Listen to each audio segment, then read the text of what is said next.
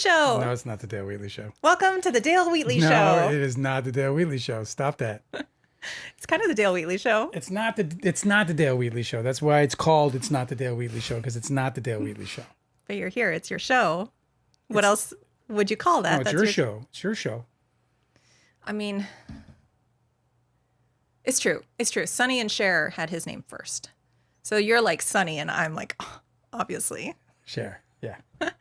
We gotta get you some The hot multi-hyphenate talented Cher. Yes, multi-hyphenate. Delicate is here. Our scientist is here. How's it feel to be back? Archival Raccoon is here. It's so good to see you guys. What's going on? So this is the rebrand, and it's probably very unexciting for some people. Probably for everybody. Mm-hmm. But they were probably expecting a little set design. And we had a little, we had like some arguments about it, like friendly arguments, not like domestic violent arguments. Just like I threw one plate. Yeah, one plate. Poor dog. But just like we had some arguments because we wanted to have a name that we feel like just could cover anything.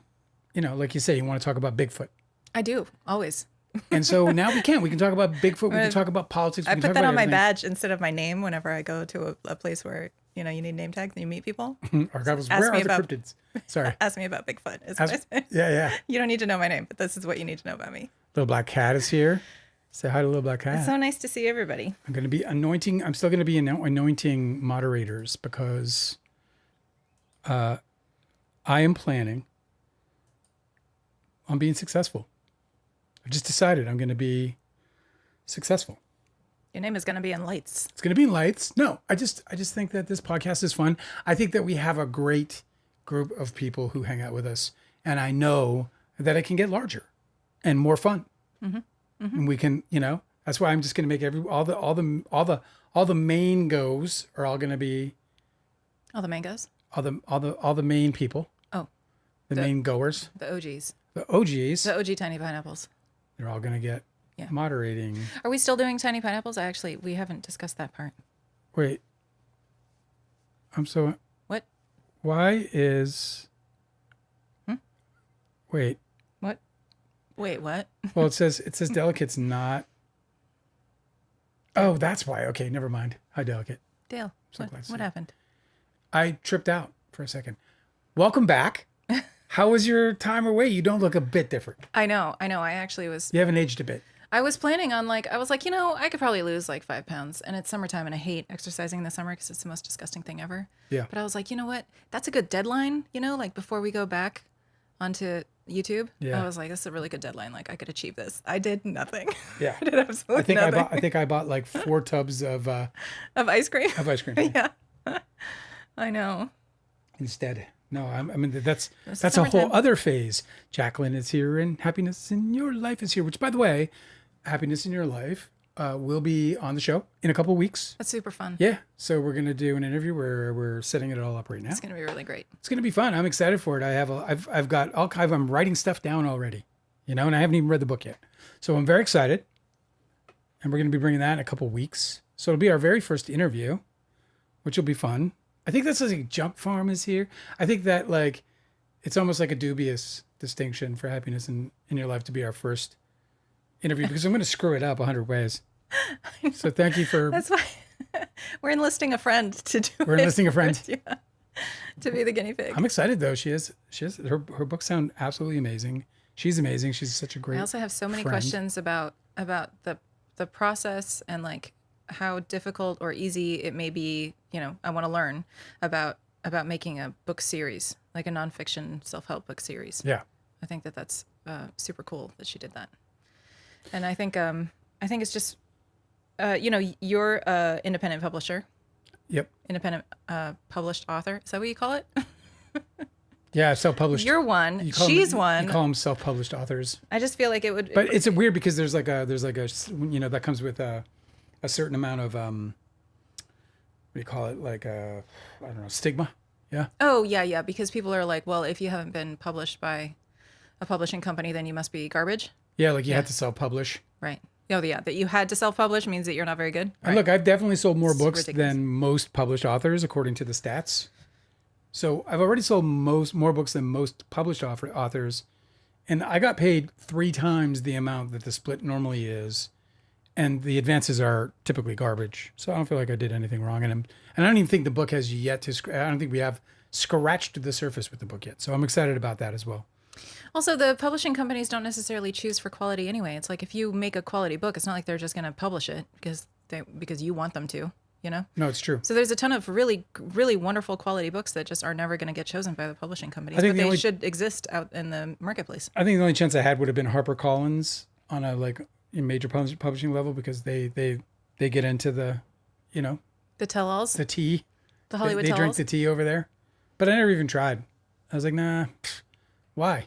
Right, because they don't even promote your book for you. I mean, aside from like putting it in the bookstores, but they basically, and I didn't know this until you were publishing, but they don't actually fund any of your marketing. Like you have to do your own.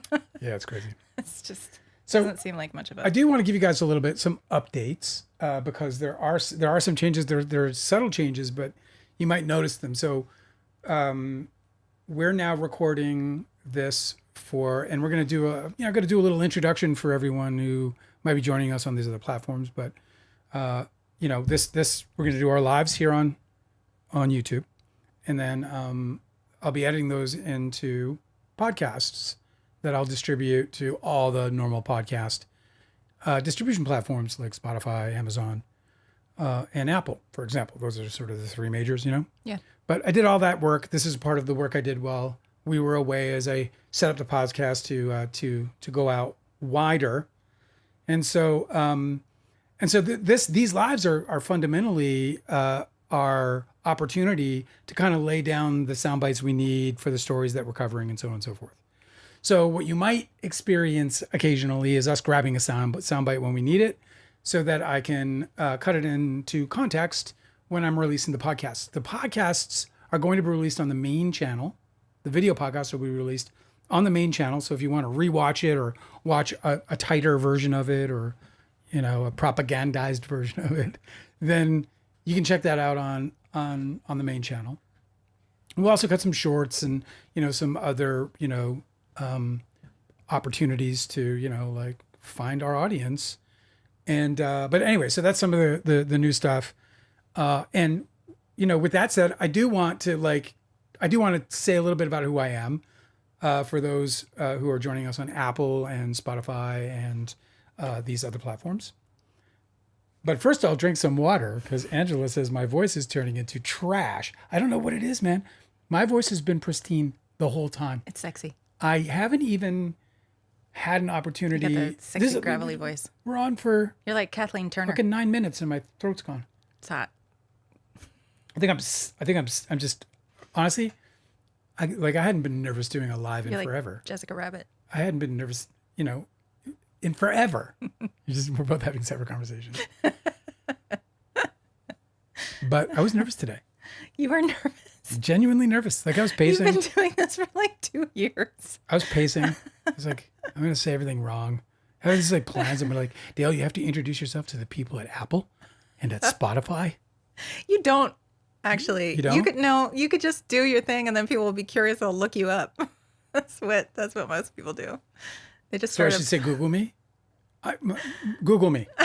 yeah, You have to Google me to know me. But I do think that we should do we should figure out when you edit this, we should actually record an ad break for your book. Yeah. We should just advertise random household items. Like our fan that we like so much. Yeah. Whatever. It's not actually that funny. It's kind of funny. But we could just find ridiculous things to record ad breaks for, so people are like, hey, they're really good at those ad breaks. Maybe we should pay them to do that. Well, that's all numbers. It's just all about people. And that's the other thing, if you guys can help us by, shout outs and shares and all that other stuff, that'd be great. But here's what, and this is not the stuff that'll make the podcast, which is fun because we get to have these conversations because we've been hanging out with these people for so long.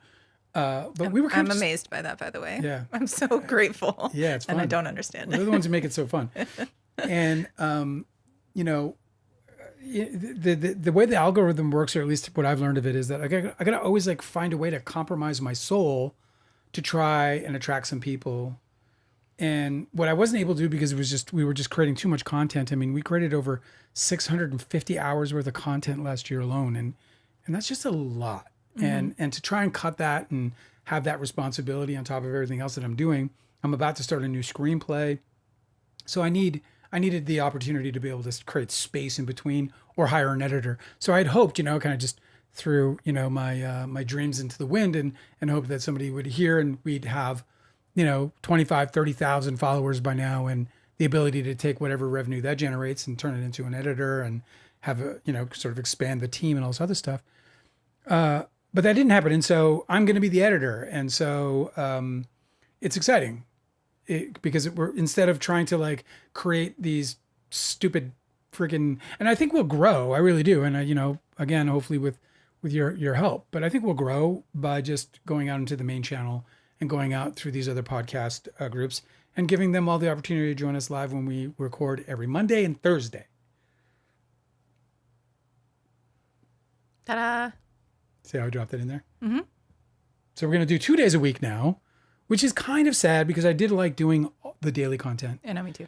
And I liked doing the 3 day a week content, but I can't fit it in my schedule. There's just no way to grow a channel if you're not putting out shorts and edits of That's things. Right. I have to work on the material. So it's just like there's just no time because we don't have any help. So we're just until you're a big, rich, famous guy. Yeah, I know. And you can hire some help. I don't want to be famous though. I was listening to the Avett Brothers, who I love, and they've how you used to live. No, to say that is a lie. I love them. I love them. If Scott Avett walked in here, I would be like, you don't know me, but I'm going to hug you. Like deeply. No, I love them, but their latest records are not spinning so well for me these days. No, it's like they write lyrics for kids songs. It's like they're also like kids song music. They're very reflective artists. And I think the problem is that some of these artists actually have kids. And so they're made to listen to kids' music, and then they start writing kids' music. But where I was going was that Scott Avett wrote this lyric saying, like he was talking about people and their goals in the song or something, and like people reaching for their goals or whatever. And he says, or maybe he's talking to a kid. There you go, possible. See what I mean? But he said, or God forbid, become famous, like as a goal. As a goal. Yeah, like I don't want to be famous. I really don't. I just want, like, when I say small, I know that, like, when I say small, I say a couple 100,000, like, followers or downloads or whatever. It's true what you say would be about, obviously wildly successful, but would also be, like, completely under the radar. It's true what you say about people who aspire to be famous. Yeah.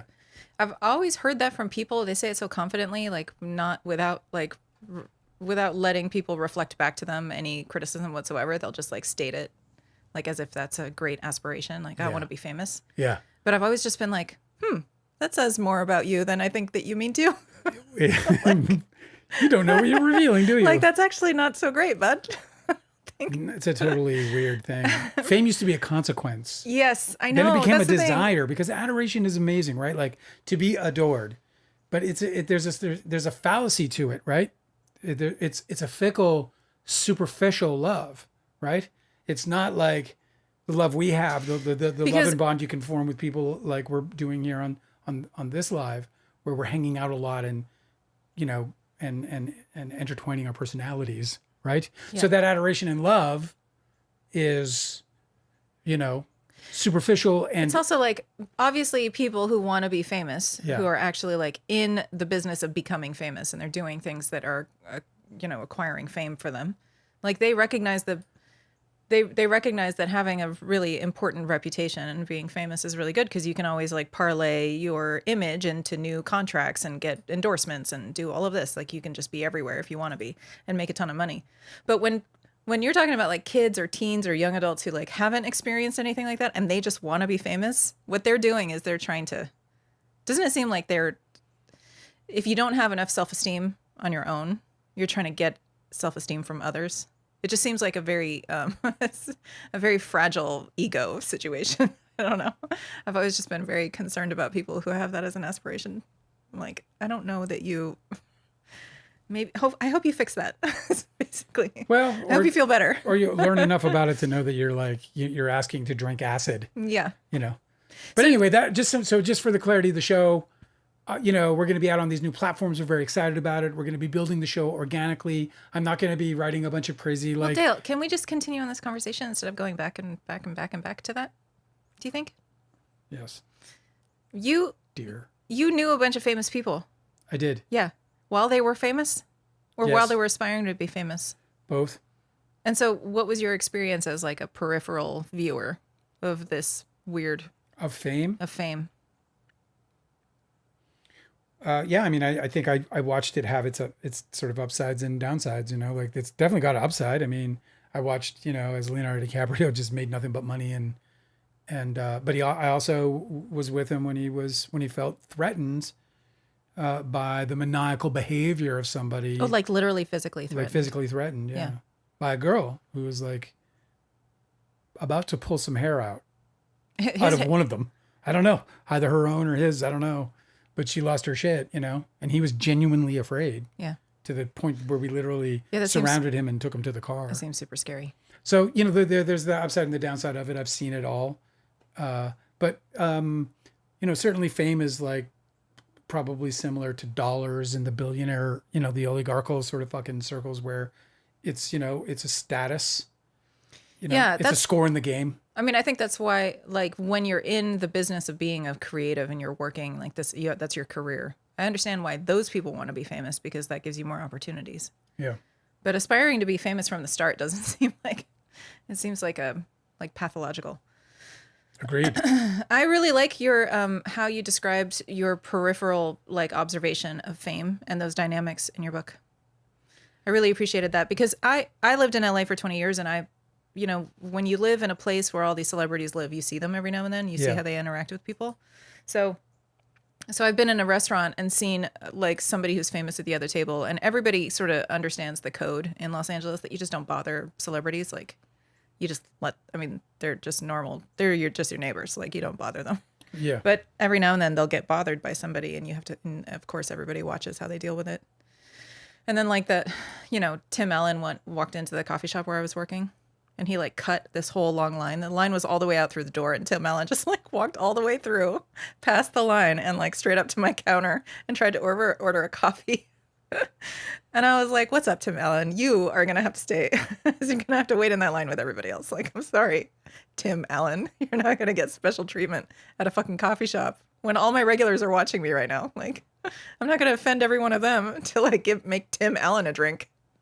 back of the line, buddy. You got legs, you can stand on them. Yeah. Like everybody else. Of course it was Tim Allen, preferential too. treatment is obviously something that they. Of course, it was Tim Allen, too, so the choice was kind of easy.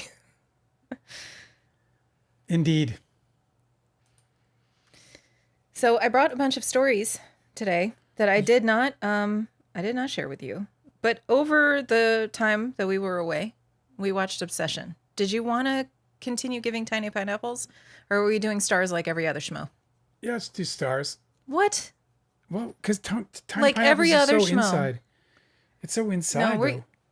I that wasn't a question. Oh. Tiny Pineapples it is. If you want to know why it's Tiny Pineapples, read my book, Too Real a Hollywood Memoir. There you go. There's the plug. What you doing? Oh, I just saw that we had disconnected. I guess we had some problems, but everything's fine. Oh, it was probably while I was telling my rambling story, so everyone's better off. They were like, enough. They're like, delete.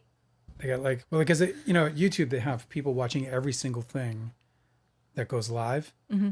So they have all these people that it's mostly in like third world countries where they can get them to do it for $0.10 an hour. Mm-hmm. And they just sit there and they watch and then they like flag. Yeah, they're like, she's being really, not really AI. rude to Tim Allen. Right. And Flag. we've had just about enough of it. Sound glitch. Cue sound glitch. So what did you think about the movie Obsession? We're watching it so late, like we're so late Yeah. to the game because it finally hit streaming, so we got to see it. So we're going to talk about Obsession. Okay. Yeah. What did I think about it? Well, I thought it was a damn good ride. It was a great ride. I had a great time. The whole way through. No, the first 20 minutes were kind of hard. First 20 minutes, I was like, when do we get to the part where you become the most, successful movie that ever happened, especially for budgets under $1 million?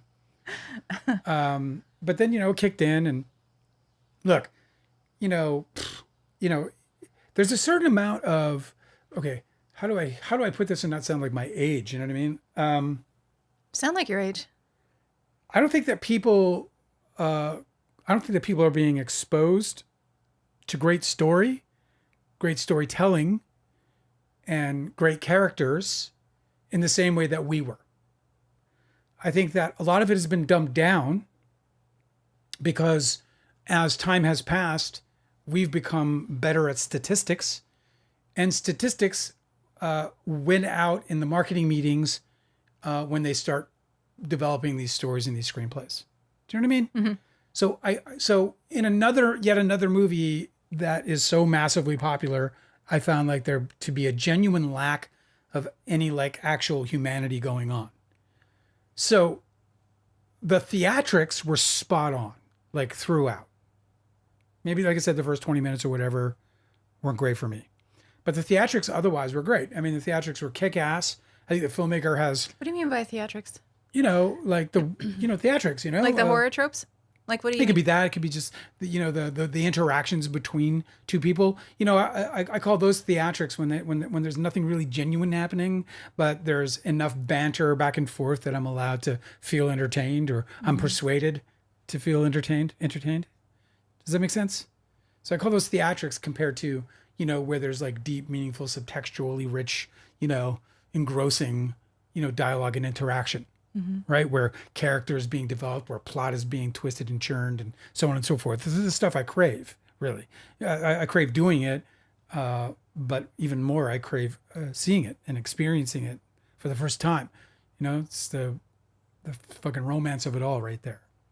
And so in this movie, I felt like it sorely lacked in anything that had a grip on me at those depths and levels. However, the theatrics, spot on. I had a great time. It was a great ride. What's her name? Her name in the movie is Nikki, but she's played by Indy Navarrete. So I don't know if I'm pronouncing that right. Indy Navarrete was brilliant. Her career is obviously huge right now because she's very competent. She carried the movie. Yeah, I genuinely want to see her in everything. Correct. She genuinely, you got me on the genuinely. She's the movie, the whole movie. Yeah. Like, I don't think like if there's another cast member in there that they're going to pull off something in the same way that like Heath Ledger completely redefined the Joker, and where it was like, because if you look at Joaquin's Joker, it's laden with the influences of what Heath Ledger did. Wouldn't you agree? Yeah, well, I think that I used to date a guy that was really into comic books, but so I kind of don't know everything myself, but I've heard that there was a divergence where all of the Gotham City stories were there was like a comic book series of Arkham Asylum. Yeah. And so those more recent Jokers were sort of more they were more of a departure from the old Jokers that we're used to because they sort of went into the Arkham Asylum comic book series. Yeah, yeah. That's as much as I know about it. But apparently it's like much darker, much more psychological. Like he's a psychotic rather than just like a trickster. Deep into this stuff, and so I kind of knew a little bit about it in that Sounds way. way cooler. It is. It's the it was a transformation. It adultified everything, right? Because they recognized that their fan base had aged, and they were like, oh, if we just put out the old leotard guy, this ain't gonna work as well. We got to get serious. Right, the now. Jim Carrey Joker. Yeah, that's not gonna work. Oh no, he played the Riddler. He played the Riddler. Totally different. It was actually Jack Nicholson who originated the feature film role. Wow, I'm really out of my depth with this conversation. I wish I knew more about it. She was amazing. We're on Obsession, and she was amazing. I thought that she was the reason why the movie is what it is today. And and I feel for people who were connected to that movie and who made no money because, there's a big debate about this movie, right? That's out there. So first of all, Tiny Pineapples, let's do that real quick, right? I'm going to give it 4.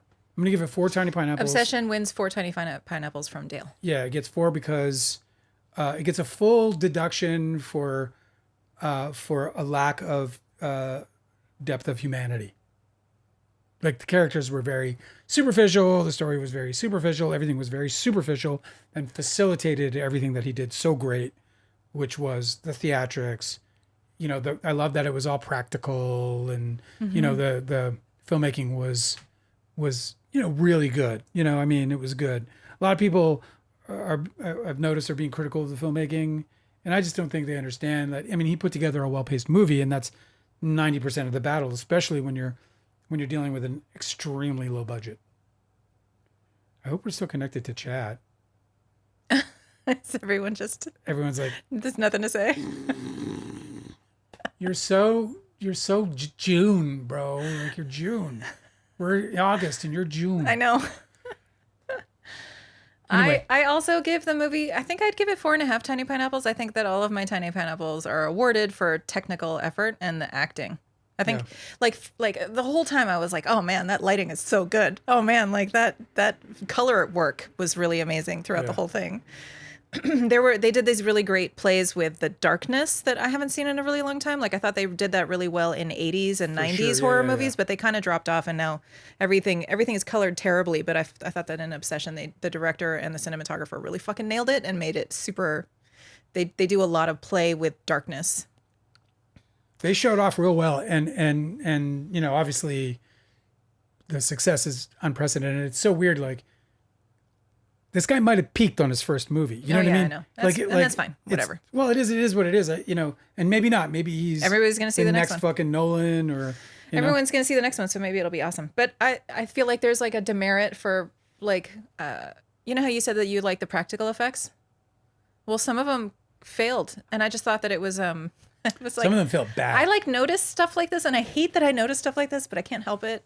I mean, some of it was like hard not to notice. Like, I'm not gonna spoil it in case you haven't seen it. This movie's awesome, so you should. But there's one part where somebody breaks car glass and it breaks like window glass, and I noticed it and I was like, damn, that's not how that works. And it's just so stupid. No, like it shattered like you shatter a glass. It's such a stupid thing to, you know, obviously with that budget, like of course you have to find breakable glass however you can find it. It got me too. Like that moment got me too. Like I was separated from the moment because I was like, that's not how that works. It's stupid. I hate that I do that, but yeah. There's well, especially with a budget of $1 million, you know what I mean? Like, who's got the money? I also just really loved like there is so much. The story is such a metaphor for so many different conversations that are happening right now about gender dynamics and stuff. I know that sounds like really, it's stupid. I really love the horror genre because you get to have these conversations about real life social issues or justice issues or like grief or pain or loss or any of these other things. And you get to have these conversations in a way in which everything's just like covered up in splatter and gore. And it's sort of like, mutes the severity of the actual real thing, but allows you to contend with it in a way in which like it's just much easier to jump right into. It sort of tickles your brain in the same way that entertainment would, but really you're talking about super dark stuff. Yeah. I just love that so much, but I found some really great. I love Letterboxd because people usually think in this same way where they'll do like the deep dive. Where basically Bear, the protagonist. Yeah. Where he basically is just trying. It's people are associating obsession with the like men who try to control women and keep them from having any sort of autonomy. That this is obviously just that exact same scenario taken to an extreme. Yeah. Like when men won't allow the object of their affection to have any autonomy or any choice in the matter. Yeah, yeah. And then it comes back and blows back on him. Yeah. It's like basically like the story of an incel's dream, but it's like the monkey's paw, you know? Mm-hmm. Where like, you know, forget like be careful what you wish for. I don't know. I just thought the whole thing was really nailed it. I just loved it. Yeah, congratulations to them, man. I mean, for a movie under $1 million, I think it passed them all. I think it's the biggest of them all, you know? So it's the new sort of king of independent, you know, and that movie, by the way, went to a film festival and got acquired for $15 million. They made it for $750,000, which is like, it just like it's embarrassing to anybody who's ever made a movie for under $1 million. Put your hands up. I have. And like, I mean, I just feel like such a, like, I mean, I had like an inferiority complex immediately when I just heard about his success. I was like, fuck, I can't even, fuck. You know, it was so huge. It's wonderful. Yeah, it's wonderful. I hope it means it's great for the business. I hope that it means they'll take another chance, many more chances on kids like this. This is one of my favorite. By the way, just to tell the chat, I'm connecting and disconnecting constantly. So I don't know if, yeah. I wanted to share this one with you. This is from Letterboxd. This is Matt Lynch. He says, Yeah. They're comparing this, like they say it would make a good double feature with the movie The Drama, which we have to see. Oh. It appears that this year is a banner one for thinly disguised rom-coms about feckless men unable to deal with the interiority or agency of the women upon which they fixate. He said it was an extremely funny movie. I just love that. Well, it was funny. It had plenty of good humor in it. That's the other thing that I think he balanced really well, actually. Yeah. Because I think he was able to get the humor. Yeah, it's a mark of talent when you can kind of put those two things together and not have them separate, like, oil and water. Like there's just, it was beautifully blended. The humor was beautifully blended into what was otherwise like at times terrifying and creepy. And I agree with this guy's 4.5 stars too. So he says, so much to love here, but I think I appreciate so much that the tension that suffocates almost every minute of the movie isn't found in lazy parlor tricks that modern horror has grown to rely on, but rather it's rooted in the fundamentals. Tightly edited, effective lighting, playful blocking, patient storytelling. Yeah, I agree. I mean, I think that again, it's a more eloquent way of talking about the pacing, but I think that, there's this filmmaker and this team of filmmakers, they're bringing a lot to the table in terms of like being able to orchestrate and architect a ride, and that's what it's all about, right? Like whether it's a song or a poem or a fucking book, it doesn't matter what it is. We just want to kind of go from where we are to where they want us to be, and we want to be taken the whole way. We don't want to have to get out of the car and pump up the tire or change the tire. We just want to go on the ride. And I think that where a lot of movie songs and everything else are kind of, falling off, and maybe they always have, those that, kind of fall short are the ones that kind of make us kind of have to work too much to stay on the ride. That was by the way, I was reading that was Joe A. I should credit him because I like these people that contribute to Letterboxd. What's up, Joe? Thanks, man. I agree with this so much because horror movies that they're making now that are, I don't know. Do you remember the movie Barbarian? It was a big deal. Everybody loved it. It's the one with the basement. Isn't that with Carradine or no? No. It's a recent horror movie. It has Justin Long in it, where he's got the Airbnb, and then there's that basement. Yeah, we saw it. So the gimmicks in that horror movie and a bunch of other horror movies, well, they'll do like creature design, but the creature design just amounts to an old woman who's naked, and like runs at the character really fast. It seems like there's a ton of that kind of shit in horror movies now, and I just really love that. First of all, I have issues with the fact that the only scary thing about the monster in that movie is that it's an old woman who's naked. I was like, wow, are we doing that? Like, really? We're like turning old, like elderly women into monsters. Like, it says a lot, but Well, what I really love, we've been doing that for a long time. Remember Poltergeist 2 or whatever? Yes. But the you're thing gonna die. But you're all gonna die. I mean, who was not terrified? Yes, but it wasn't a naked old woman who's like, the terrifying thing about her was her body, her natural, body. Stepping up the horror. It's weird. Stepping up the horror. It just says so much. But what I love about Obsession Speaking is of old ladies, did you hear that there's like a... No, don't speaking of. I'm in the middle of this. There's like a 85-year-old actress who is going on to OnlyFans. Cool. Can I just keep saying? Yeah, but just keep that in mind. The thing I love about Obsession is that it's the woman is the scary thing again, like on all the witches and the folklore of the like old hags and shit like that. Yeah, it was the one we just loved. But the woman who's scary is just a young, beautiful woman who's very fucking angry, and she's been manipulated, and she's been stripped of her agency, and her anger is extremely destructive and super scary. And I was like, yes, girl. The whole time I was like, show him. Yeah. That's great. You can't get away with that, actually. This is a Nikki KC 98 on Letterboxd. Said, amazing movie about violating someone's autonomy and the utter horror that you deserve when you do that. Yeah. I loved it. Good movie, man. Good movie. Okay, so you wanted to talk about OnlyFans? Is that what we're doing? Well, who doesn't, first of all? First of all. Or are you not with the program? Because the program is... Yeah, so some... what's her name? Her name is Mills. Donna Mills? I don't know who she is. She's like... they're showing some old pictures of her. She was like a Playboy model or what? No, she wasn't Playboy. No. She was like a siren of some kind. And she is... She's an actor? An actor. She's an actor. What's her name? I think it's Donna Mills. Donna, I mean, just Donna is such an old name. They don't name kids Donna anymore. Oh, Donna. Oh, she's a fox. Yeah, well, of course she's getting an OnlyFans, bro. Yeah, that's cool. She was born in 1940. She's born in 1940. She's on OnlyFans. She is older than my father. Hey, good for her. So I don't know. You say that, but do you think it's voluntary? Like, do you think she's like? Oh my God, are you saying this is like elder abuse? Donna Mills joins OnlyFans. I've got 85 reasons you'll want a naughty peek, she says. Or no, that's what the title says. Do you think somebody's iconic blonde bombshell Donna Mills is joining OnlyFans at 85, and she's confident that the risque is worth the reward. The reward. Oh, the film and TV star tells TMZ that her fans have been loyal and supportive throughout the years, and now she's going to share a little something back with them. Is she now? All for free, I'm sure. Donna's working with Creators Inc. and CEO Andy Bachman. Donna has always been fearless and ahead of her time. She's like, 85-year-old porn is the future. It's the future. We're going into the future of porn.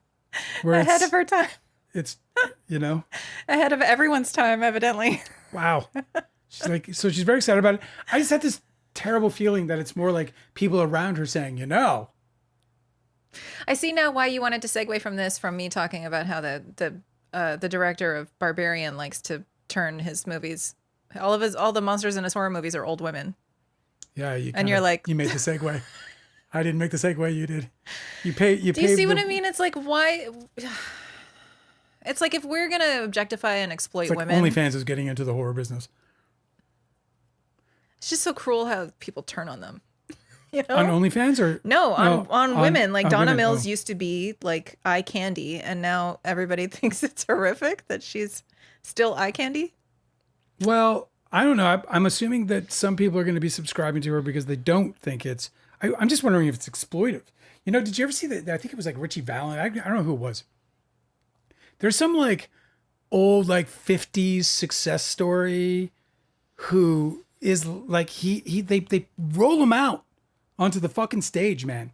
And this guy's standing there like the mic is shaking and he's in like some glitter jacket from 1955. Who is it? I remember who. And it's just it reeks of exploitation, like that his family or the agents or whatever it is. It's not Richie Valens. Richie Valens is deceased. Yeah, he's dead. He died a long time ago. Who is he? God.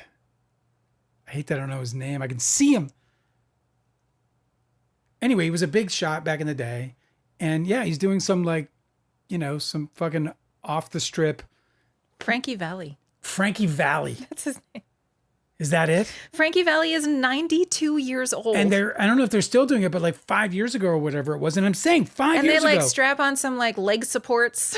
It was fucked up. This guy's like shaking. Yeah. He can't really sing. He's like a out mannequin. of breath, half the time. So yeah, crazy. people have been ringing the alarms about this one. They're like, this is elder abuse. By the way, our scientist said that from what she's heard, Tim Allen needed more people to be rude to him. I heard that a lot about that guy. He's in the news again, Tim Allen. He's taking credit for him and Tom Hanks persuading the studio to release the latest Toy Story theatrically. He's taking all the credit. So he and Tom had to sit down. Well, sorry. So this one's good enough. I shouted a little there. Yeah, you got it. He's a little, he's a fucking veteran in the business. I don't doubt that he can make good business deals. Like the guy obviously is smart. It's crazy that he has such a bad reputation and then he keeps working and working. So clearly he's doing something right. Sam David Jr. is like Frankie Valli from the Four Tops. Like, yeah. Dude, you're busting it out right now. Yeah, I didn't know they're still making him perform in Vegas. Like instead of just letting him lie down in a bed where he belongs. It is sad. No. The Four Tops they're black dudes. This guy's white. Frankie Valli may have, let's see. What was his group? Frankie Valli fucking... No, this guy. This is the right guy. Frankie Valli. Yeah, that's the guy. He's 92. What was his group, though? I can't remember. Frankie Valli. And let me see. Frankie Valli, born in San Francisco. He's got a big, long Italian name. Frankie Valli and the Four Seasons. And the Four Seasons. Yeah, that's the guy. But was that his old group?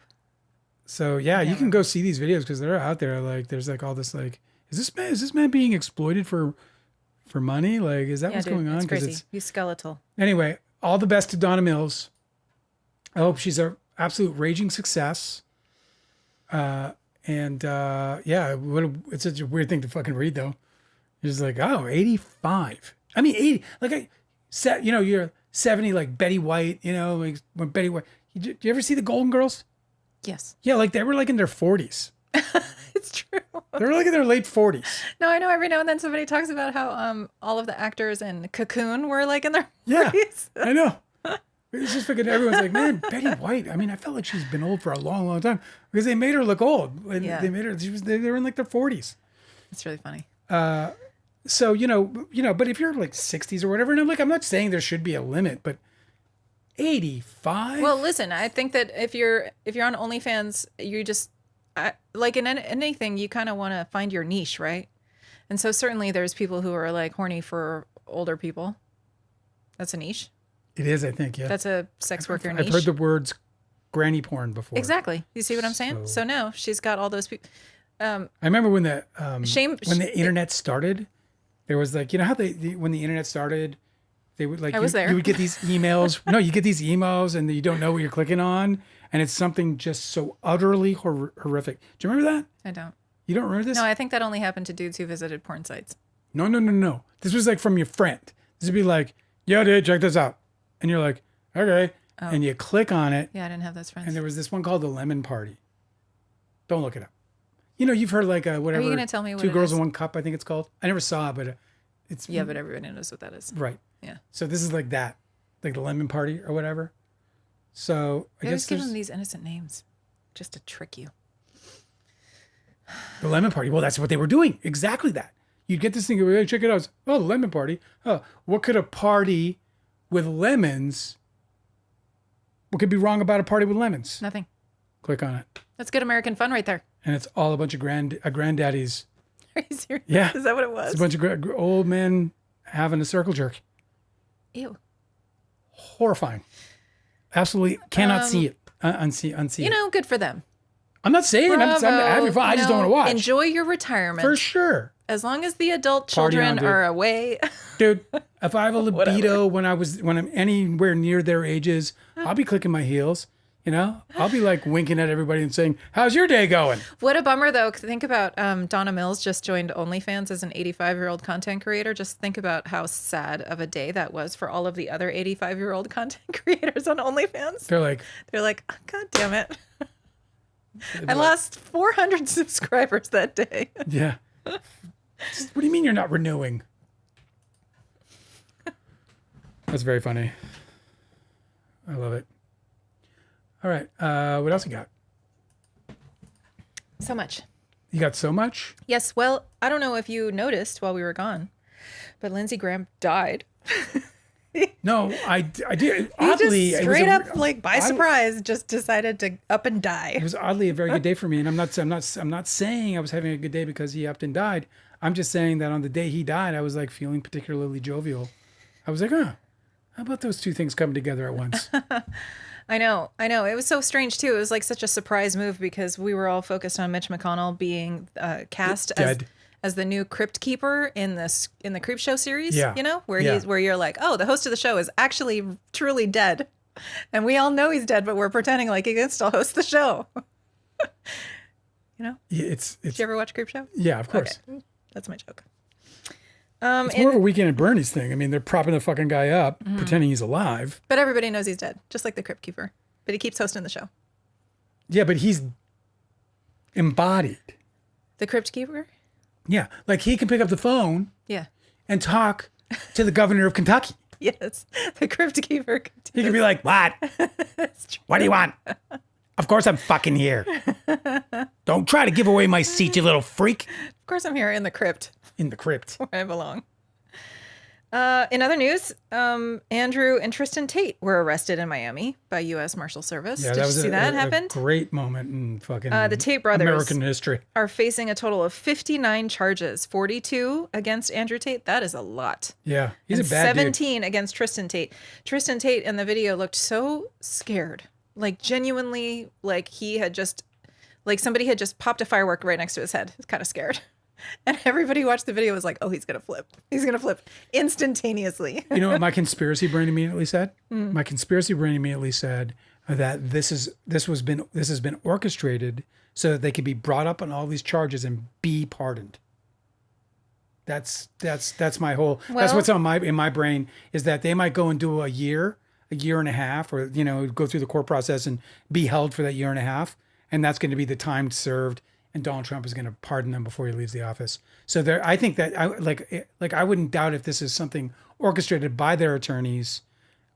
It might not be, but that's just my cynical. Here's a statement below from the UK's Crown Prosecution Service about additional charges being filed against the brothers. Well, now you're getting me excited. Andrew Tate, 39 years old, is being charged with 7 further counts of rape, 3 counts of arranging or facilitating trafficking for sexual exploitation, 3 counts of assault occasioning actual bodily harm, and 19 additional charges for offenses relating to indecent images of a child and extreme pornography. Wow.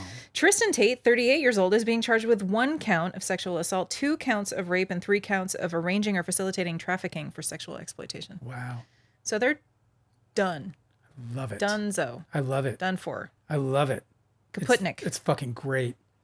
Dude, that's hard time too, man. If you're going in for those crimes, bro. Yep. That's hard time. So I don't know what will become of them and where they will end up serving prison time, but it sounds like that's where they're headed. Yeah, that kind of negates a pardon. It's like now you got to pick where you want to do your time. You want to do it here, you want to do it in England. There's going to probably be more. I mean, Romania's already been trying to get them, have they not?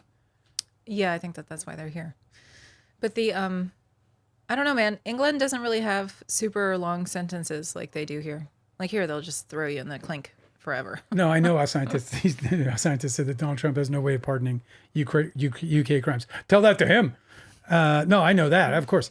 They were arrested in Florida. Yes. Yeah, these are they're charges you're talking about. U.S. Marshals Service. Yeah. So those are the ones I'm talking about. I did not know until Angela just read it just now. Color me shocked that they're also facing these now additional charges in the UK, which is exciting as fuck. Goodbye. I wonder if they're going to try to pull the Russell rebrand and be like, get all Christian. And then as they're getting Christian, they'll be like, yes, I had sex with a 16-year-old when I was 37 and it was legal. I have been forgiven of my sins. Now put me on on the Turning Point USA stage. I am guilty of manipulation. Okay. Next thing I have for you. Oh, do you remember how you know how we love Brian Cox on the show? This is a Brian Cox fan appreciation show. Yeah, we love him. Yeah, Brian Cox is darling and delightful. Ever since he played Hannibal and before that. Yeah, he was a really good Hannibal. I think he was the best part of that movie. That was Michael Mann's Mindhunter. Yes. No, what was it called? Mindhunters.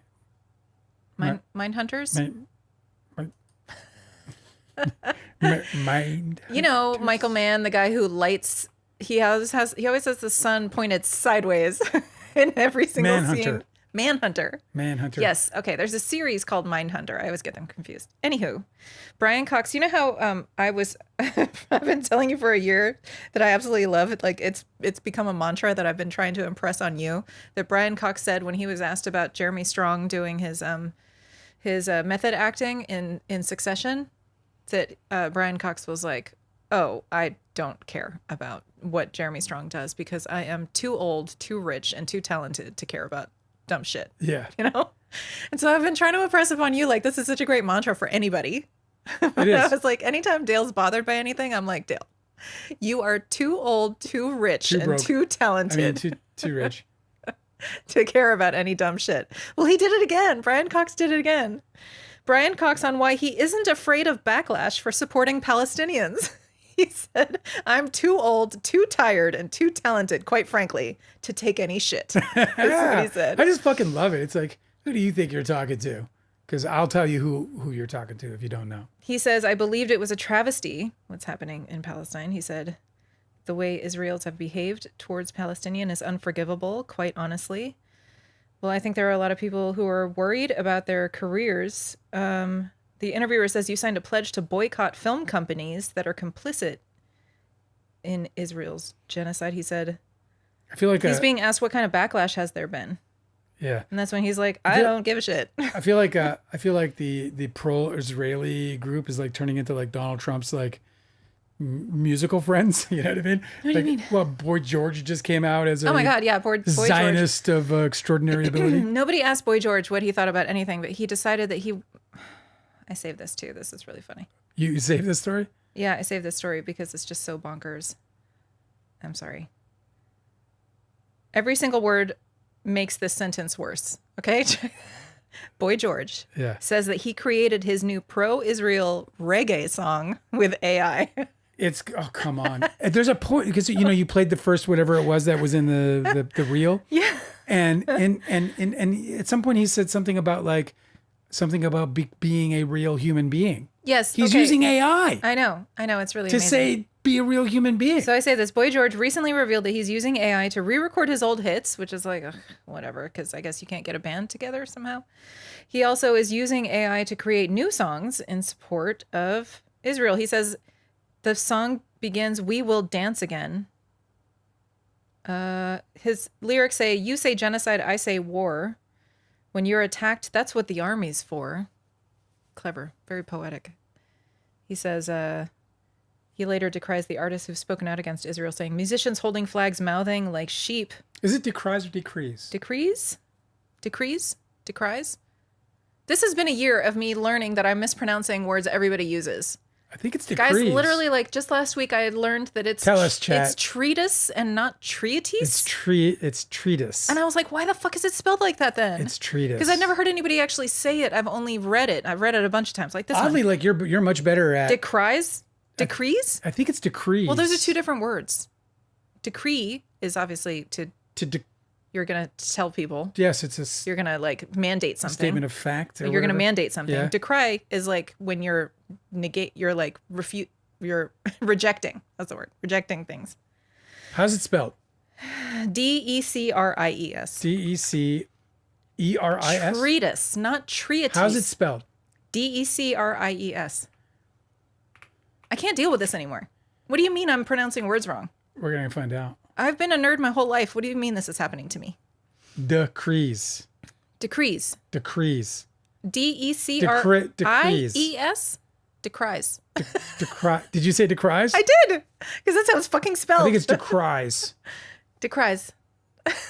Now it sounds weird. Now everything sounds weird. Hey, hang on. You know when you're like writing too much and you're like, you type the word "the" and you're like, that can't possibly be right. All right, hang on. We're gonna find out right now. You're gonna play it. Decries. See, It's I decries. did it. Yes, I'm not wrong. Fuck you. Decries. Decries. Angela. Decries. That's right. Okay, Boy George said, musicians holding flags, mouthing like sheep, propaganda fueled by the internet feels so weak. Oh, Lord. It's decries. It's going to be a hit. I just know it.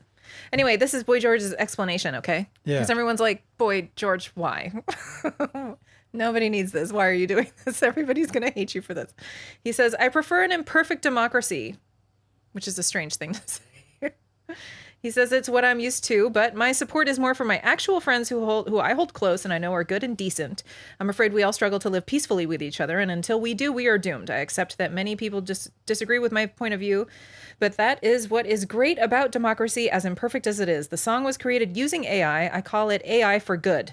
Truthfully, I would struggle to write this with a human, and that's true. You would struggle to find a human to write this with. Well, first of all, you didn't write it, did you? No. Why would you involve AI if you wrote it? You know, did you write it and then just ask AI to play the instruments? Because people do that all the time. They do that for film. They do that for television. They've been doing that forever. They use MIDI, instruments. He did this interview with The Telegraph. He said he frames his support for Israel as a support for his Jewish friends, which is great. Good for him for supporting his Jewish friends. It's just a very strange way to do it. A scientist is saying that they sorry to go back on this topic, but to go back to the Tates, a scientist is saying that the Tate brothers were arrested specifically for the extradition to. Yeah, I think that's why the U.S. Marshals got them. Oh, so they were being extradited. I think so. Oh. Okay, can I finish the story? More definition. Well, I didn't know. Now I've made a fool out of myself. Next time, could you just hold? Well, I just want to finish so that I'm not bouncing back and forth. Yeah, go ahead, finish. Listen, you're the one who has to edit all this stuff, so it's like it's your funeral. Just finish. And you probably don't even care about this anyway to edit it. But I'm just gonna. This is the rest of what Boy George has explained. Okay. If this is an interesting topic anymore. Keep going. He says, over the years, it's been a really personal thing. It doesn't mean that I don't have compassion for Palestinians. It doesn't mean that I agree with what's going on in Israel, but I am always going to defend the people that I love, and I have a lot of Jewish friends, and there would never be a situation where I'd turn my back on them. It seems like the lyrics in his song are completely negating everything he just said right there. It's true. And he doesn't seem to understand. I mean, that sounds like horrifically stupid. Yes. That sounds like horrifically stupid. It's like you, because of your close relationships with Jewish people, like, what is wrong with you, dude? Well, are you not, do you have no respect at all for the literal millions of Jews who are against all of this?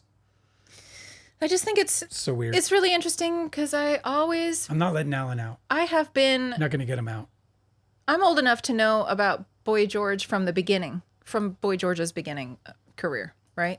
Like, I think I probably arrived on Earth, like it had already happened. I don't know when his first album would came probably out. been right around then because when Karma Chameleon was the big song, I was still like watching Dick Clark New Year's with my mom. Yes. And I remember Boy George was always being ridiculed because he was Boy George, right? He was like very like gender fluid, was weird in the fucking 80s. And I remember it really did develop my personal sense of like, I really have an affinity for the eccentrics. Like, I really love when people are so artistically and creatively effervescent that it like they exude it in their own personal body and their own personality and their own selves. Like, I just love to see like you'll see like the crazy bag lady with like a bunch of like, carrying around like weird shit on her person in the subway. And I'm like, yeah, that's fucking awesome. Like, she's being creatively expressive, like whatever. Boy George I always had a affinity for him. And it's just so strange because I think when you take somebody who is that eccentric and who exists on the fringes of pop culture, and then you put them among the wealthy class for too long in their life, I think they get like a super fucking weird, distorted sense of what society and humanity really is. Because you take somebody like that who's like on the fringes and they feel themselves as an outsider, and that's where they live comfortably and where they actually make their bread and butter, Yeah. But then you put them up in this like high class where all of those people, all the super fucking wealthy people, like he like obviously exists in this like elite class in New York, right? And those people are already on the fringes because they don't hang out with the poors like the rest of us. Like, they're a completely class all on their own. So they're like, so Boy George is on the fringes of the fringes, Yeah. And I think after you spend a few decades there, you just kind of lose any connection with what people actually are like. And I think that's what makes him so confident in saying dumb shit like this, 1983 is when Karma Chameleon came out. Yeah, so I was around then. Yep. Just barely. Just barely. You were definitely needing assistance. I grew up with Boy George, and I just feel like it's fucking weird. Nobody was asking. Here's the thing. Nobody was asking Boy George then or now about his fucking political opinions or whether he approves of a fucking war overseas or whatever. It's just so fucking stupid. I remember when Boy George came out, I was confused by him. Yes, this is what I'm saying. I kind of liked what he was doing. Yeah, everybody did. And I hated what he was doing. Why? Because it was just so over the top in every way. I really appreciated that. I was like, oh yeah. I kind of just for you. Come on, I'll do it. It made me really appreciate artists that are willing to do that. The 80s had so many of those people. Like Madonna with her big fucking weird cone breasts. Her cone bras? Yeah, I remember. I was like, that's fucking weird, and it's working. So I guess that kind of weird shit works. Like, it just sort of like, it honed our sense of taste from pop culture really was weird around that time. And I think it made us all more fun. It's just so strange that Boy George has turned into like a warmongering ogre. And I would not have expected that. It's like the last time the 50s, like sort of, the 50s kind of started it. I think, like it was like the 50s were like, they had the greasers and the socias and they had this whole like wildly rockabilly type shit. Yeah. Yeah. And then I think that was like reborn in the 80s Was you know? rockabilly in the 50s? No, was it? That was more like a 1980s counterculture, wasn't it? Yeah, I don't know, but whatever. The '80s, I think, was kind of more like a '50s vibe in terms of like the. Do you know what I mean? Like the Everything whole, that's 30 years old gets renewed again because it's the Saturn return of the first time that thing happened. Oh yeah. Well, there you go. It was the Saturn return of the '50s, and it showed up. But I don't think that the teens showed any of that here this time around. I just don't understand how. So it hasn't come back around, is what I'm saying. Also, like this whole, the content of his music of Boy George's new song is like completely burying the fact that he's using fucking AI. Like Boy George, Yeah, it's gross. so original and so like Maybe not so much anymore. irreverent. Like, I mean, of course, maybe he thinks that using an AI to make a song is irreverent. Whatever. I'm just so sick of this timeline. Fucking sucks. It's exhausting. But I have some good news about our continuing war on technology. You want to hear some good news? Yeah. Let me see. Let me see if I can find this. Can you guys hear the cicadas? They're so noisy. They're so noisy, but they're kind of magical. I love them. They were all over my movie, Small Group. Okay, Australia Yeah. is a real one. You want to hear? Yeah. Australia is planning some of the world's toughest AI regulations right now. I love it. Do you want to hear about them? Sure. It's so great. Let's hear it. You're proud to be an Australian when this shit comes out. Water usage will be limited. AI data centers will be required to become net producers of energy, not consumers of energy, but producers. Okay. So they have to find a way to naturally power and then feed the grid. Yep. AI companies cannot train on Australian creators' work without their permission. That's just such a fucking no-brainer. I know. Proposals expected to be introduced as legislation in 2027. So hopefully it won't just get completely, be. Yeah, it's got to go through the. I know it sucks that it's not happening process sooner, of but Australian- Australian writers, musicians, artists, and journalists must retain ownership and control of their work. Our laws, this is a quote, our laws will spell that out plain as day. Anything less is theft. That's what happened to me, That's what happened to me. I was stolen from, And this is the part that hurts the most because it happens to this day.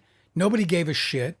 And yeah, so to hear that Australia is standing up for the artist and saying they have fucking ownership and, that came from me. I created that fucking movie. Yes, with others, of course. And it came from them too. But it doesn't belong to fucking Leo and it doesn't fucking belong to any producer, any individual producer. You want to hear something really fucking disturbing? Oh, do I? Always. So Jared Leto, you've heard about this, right? All these accusations came out. Yeah, but what's weird about this is that everybody's known he's been a big giant perv for fucking years and nobody's doing anything about it. Well, So yes, I've heard about the it's a BBC documentary where they're featuring 4 of his alleged victims. Jared Leto's agency is standing behind him amid a fresh wave. There's been waves. It's not a fresh wave. Yes, that means there's an ocean. That means there's an ocean. God. A fresh wave of sexual assault allegations. A rep for his talent agency, WME, told Page Six Hollywood that they will still represent him and that they have no plans to cut ties.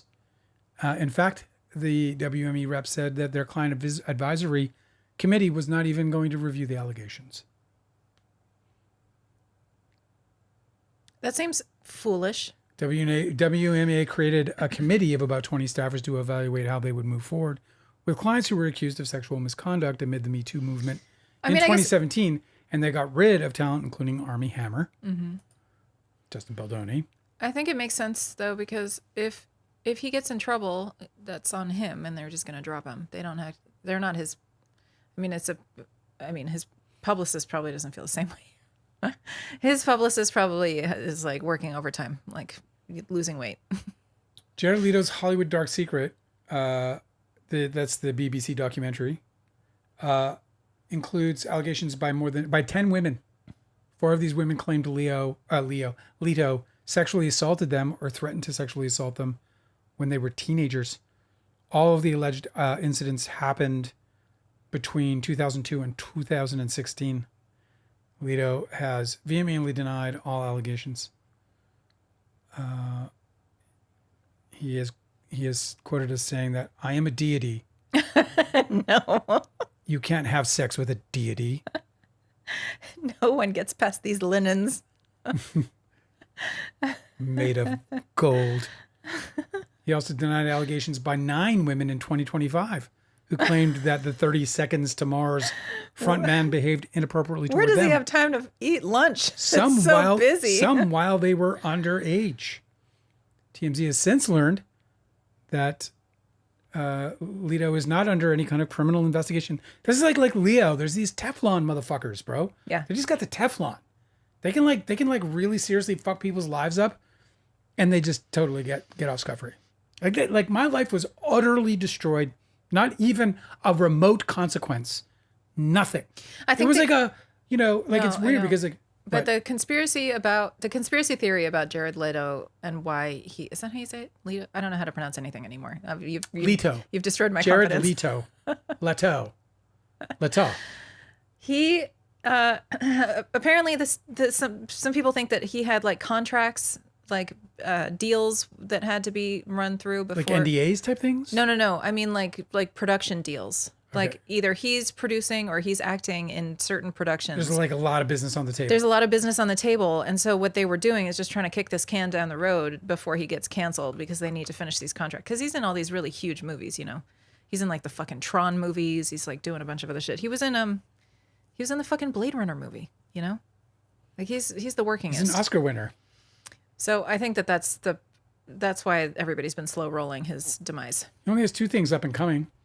Lunatic heist and assassination. Oh yeah, no, I mean And that's I think a rumor. I think the opportunities have fucking dried up now. He's actually not working at all according to I know. IMDb. No, I think that just because that's what the theory is that everybody's waiting until his present contracts are through and then they're not going to hire him anymore. He because he's was done. part of the Masters of the Universe, which was a flop, a big giant flop, wasn't it? I mean, I don't know. Was I just don't know. Masters of the Universe a success? The live action Masters of the Universe movie was a box office disappointment, Yeah, but was it like but it has become a massive streaming success. It grossed $113 million against a budget of $170 million. So that means they were down 250 on that. So they're still out 200 million. I don't know. Weird. Whatever. Jared Leto. George Leto. That's his dad. It's probably not his dad. Just making shit up at this point. drink? You want me to drink? I do. Why? What game are we playing? Because you're making mouth sounds. You're making mouth sounds. I am making mouth sounds. No, you don't understand. Nobody gets to hear our mouth sounds. I have that all filtered out. I hate mouth sounds. You're getting the raw audio, Angela. You're not getting the sweet audio. Connie DiCaprio. You want to hear? What's up, kid? It's good to see you. Would you like to hear the latest in media manipulation stories? Sure, you would. Of course, yeah. Give it all. Yeah, hand it over. Influencers are being paid to spread the Mormon Church's gospel. Oh, give me the money. Have you ever wondered why there's so many Mormon influencers on TikTok and all these other streaming platforms or these social media platforms? It's where like our old name was so relevant, you know. They're getting fucking paid by the church, bro. It's Yeah. crazy.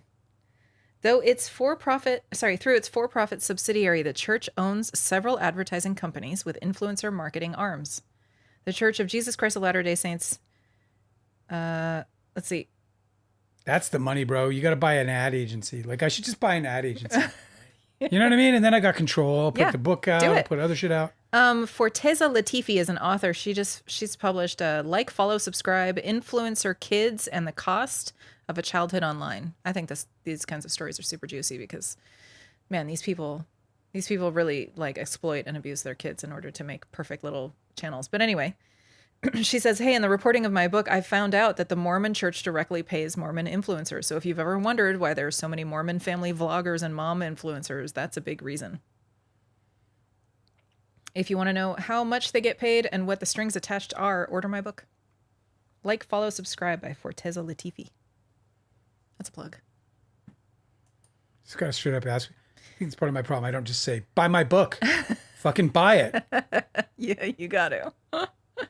It's really creepy, though, because, you know, these kids end up being abused because their parents are just trying to make money. It's just like, this is the thing about, this is why it always comes down to like class and capitalism for me. I've just been so, I'm like, it's true. Like none of these kids would be able to have normal childhoods if their parents didn't need to make money. And of course they try to exploit their family to make money because they want to be at home raising their kids, but they need to make money. So they have to make these little videos, and then the kids have to be like stars in the videos, whether they like it or not. And it becomes this horrible, abusive, manipulative situation. I can't even imagine. My childhood was fucked up in very normal ways. I cannot imagine if my childhood was fucked up in these very unique, fucking weird ways. Can you imagine right now if you could go onto the internet and find 30, 40-year-old videos of you as a kid, like being punished for not brushing your teeth or something? Can you imagine if all that was on the internet for people to see? If like somebody Googled your name and like childhood videos of you showed up? Yeah, no, it's terrifying. Terrifying. Connie DiCaprio's asking if I've ever met Jared Leto. Did you? No, I don't. Well, not that I recall. Entirely possible, but I don't recall. You would remember. He's very beautiful. Captivating even. I met a lot of beautiful people. I met Selma Hayek. You did? Well, not really. Is she very short? I just stood right next to her. She's like a little button, huh? She is the smallest thing. She's teeny tiny? She's the most, like, they're like the two women who, like, whose beauty struck me to the interior of my body was Selma Hayek. Uh-huh. I saw her at an Oscar party. Oh, I bet she was dressed up nice, too. I staggered to a chair. Like, just crazy. And then I saw and actually met Uma Thurman at a party that Angelica Houston threw that I got to attend. And Uma Thurman's very tall, right? Oh, the immense beauty. Yes. She's like a goddess. She was a goddess. Like, it was just, that's neat. I couldn't believe it. It was like where I had to, it was as if like there was a force pulling my eyes to her. Yeah. Like everything, like I'd catch her in the periphery. I'm trying to be like everyday normal guy at this party that has like Uma Thurman and, Oliver Stone thrown by Angelica Houston. I'm trying to fit in, all I did was get drunk in the end. But, yeah, she was, it was a staggering every time moment. I think of Uma Thurman, obviously she's been in a bunch of Quentin Tarantino movies that I really enjoyed, but I always think of her in The Adventures of Baron Munchausen. Yeah. Because she plays Venus, and she like her debut, like she comes out of a clamshell. Does she? Yes. Because that's what Venus does. But she looks perfect. It's like perfect casting.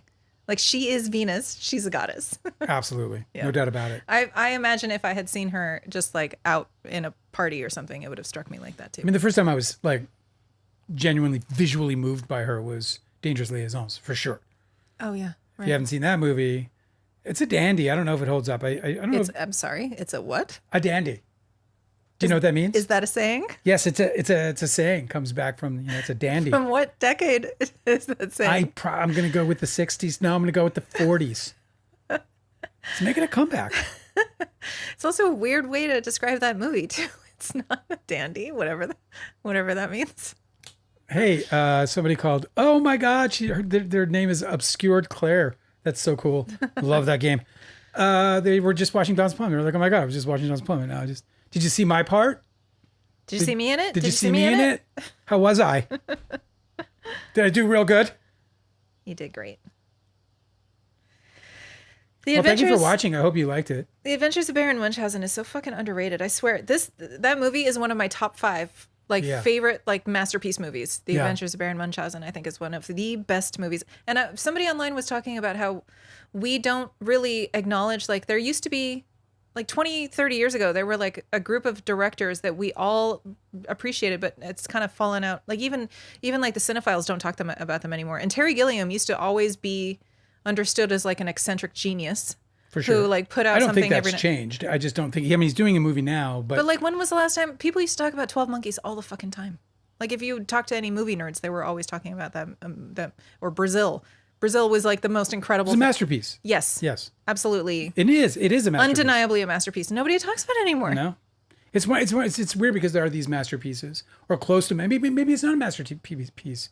I mean, I think it is. Yeah. But I think like it's one of those movies that like that you know, like one of those brilliant movies that somehow like kind of fades into That's what I'm saying. the abyss somehow. But Terry Gilliam movies aren't meant to be faded into the abyss. They are so unique and so genius and so like he's just incredible that he could even accomplish any of this shit. Yeah.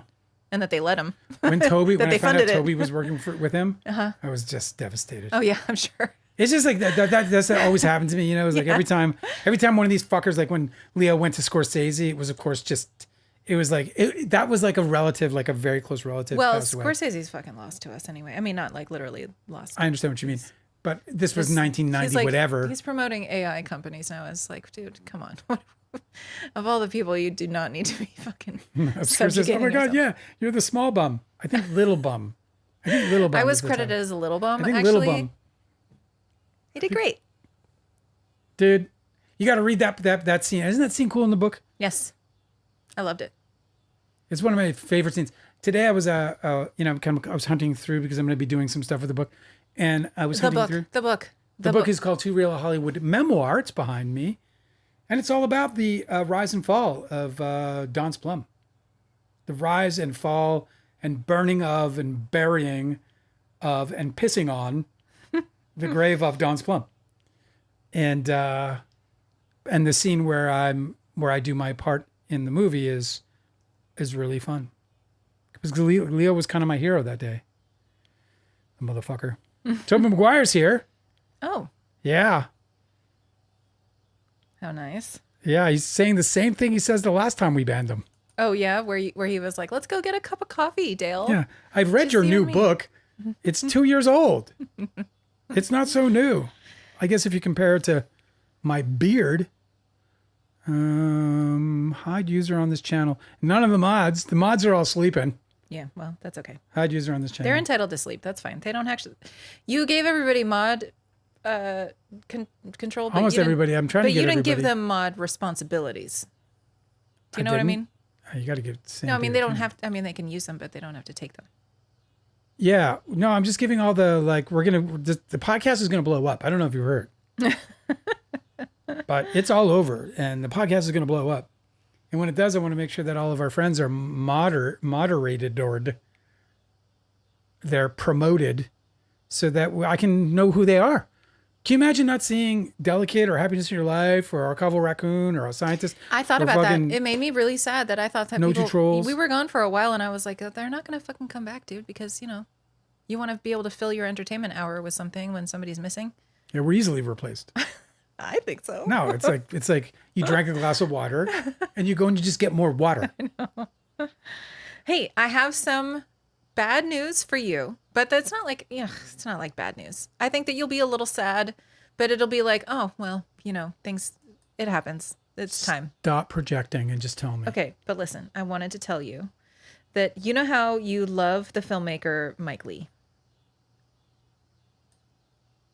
You know how you love the filmmaker Mike Lee? Oh, I thought you said Mike Lee. Like I was like, Joel Mike Lee? No, Mike Lee. Yeah, of course I know. One of the independent movie world's most celebrated directors with a career spanning 6 decades and wins including multiple BAFTAs and both a Palme d'Or and a Golden Lion, has said he's likely to be hanging up his filmmaking boots. Speaking at a Golden Globes hosted event in London, the 83-year-old actor said that Tender Loving Care, his latest feature, will probably be the last he directs. The reason why is because he is suffering from a chronic, non-curable, yet manageable condition called myotosis. And myotosis causes, there's no cure, but most patients, it causes a progressed, limited mobility, weakness in your muscle strength. He can have treatment, but it doesn't actually get cured. It's just a progressive disease. I feel like, you know what I feel like? I feel like he, his DP died a couple years ago. Oh, I just wonder That's if it's very like, sad. I just wonder if his whole, he's got this problem. Now he's got this person who they were like a married couple. He only ever worked with him. well, you know what's interesting too is I didn't far as I know. realize that this article, I'm reading from Variety. I didn't know that he works with the same people all the time in his films. I mean, obviously they're so his style is so cohesive, so it makes sense now that I just hadn't thought of it.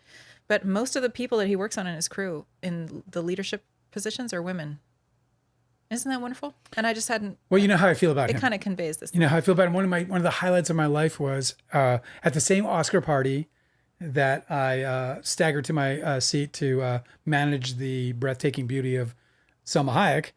Oh no, it wasn't that actually. It was the same Oscar season. It was at a different party, and I somehow ended up getting seated with Brenda Blethyn. And I don't know how that fucking happened, but I somehow ended up. I don't even know how it happened. I can't remember, but there I was sitting at a table with Brenda Blethyn. If you don't know who that is, she was in the Michael Lee movie Secrets and Lies, for which she was nominated for an Oscar. She's also, many would remember her as Brad Pitt's mother in A River Runs Through It, for example. It was another kind of movie that a lot of people would be like, oh, the mother, yeah, she was good. She's amazing. She's like a staggering genius actor. She just didn't do a lot of crossover into the U.S. films. Well, she did. I mean, she's never a big star. She's that person, you know? Yeah.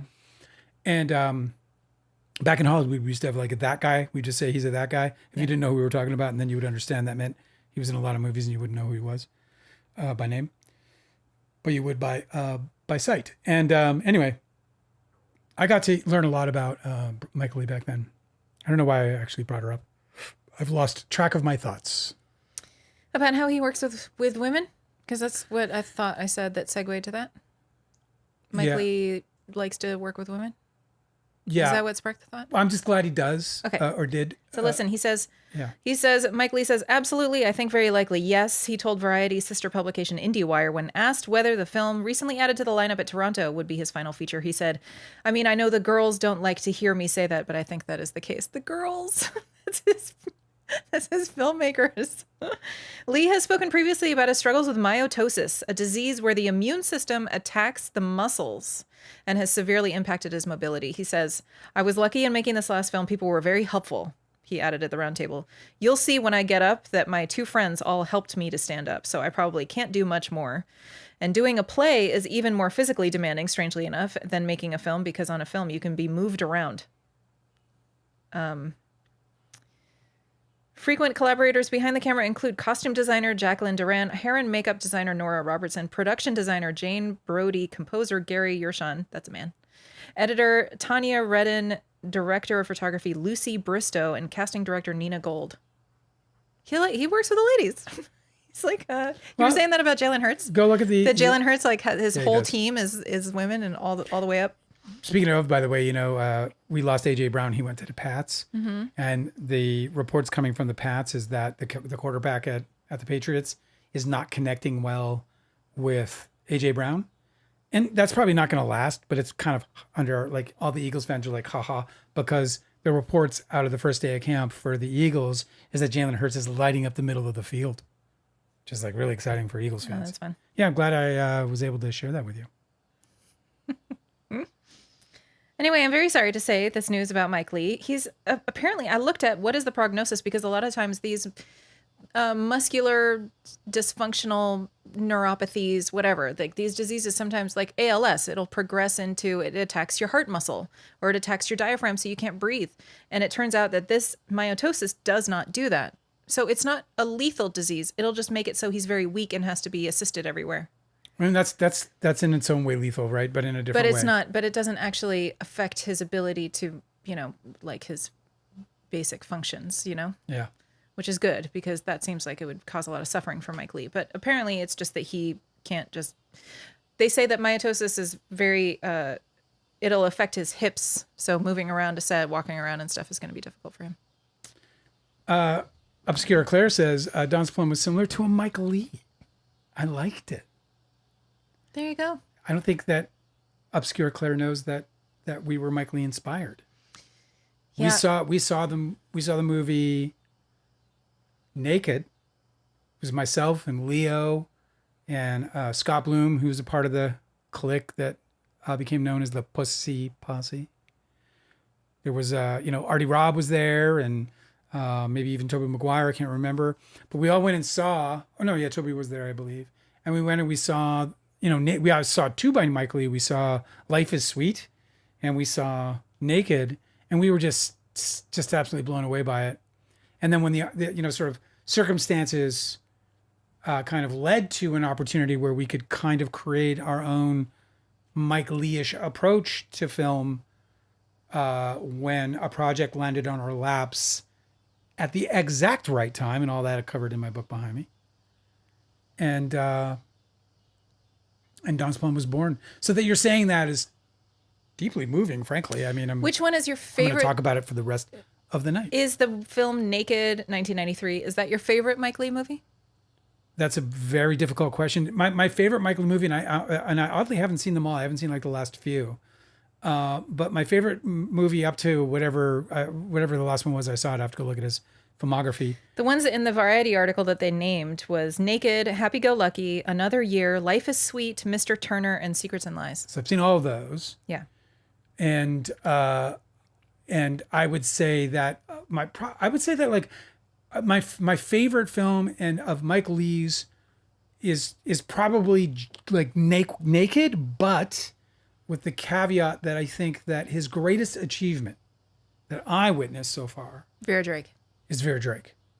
Vera Drake is a fucking masterpiece. Vera Drake is staggering. I think like of its genre, it's probably one of the very best of that genre ever made. If you have not seen Vera Drake, you do this and watch the. So special. It's like watching a perfect painting. Yeah. Mm-hmm. Speaking of perfect painting, I really like Mr. Turner about the painter. I thought that one was really and speaking good of perfect painting and the relationship to Mr. Turner, Dick Pope, his that's not his name. what's his name? His last name's Pope. Ted Pope. I don't think it's. Let me. Sometimes when I say Ted Pope because I think it's Ted Hope. Let me see. Which is a big shot. You were right. Dick Pope. Sit down, girl. Sit down. Listen. I am sitting down. You'll learn something. So Dick Pope, it felt like every fucking frame. Every of frame that was a movie painting. Yes. Was a painting. No, I know. And sometimes I think about. I used to want to be a cinematographer, and I'm like. I can't deal Those with, days are behind. I can't deal with like technology, so obviously I wasn't suited for it. But anyway, I always thought that if you get a job as a cinematographer where they're like, okay, here's the picture.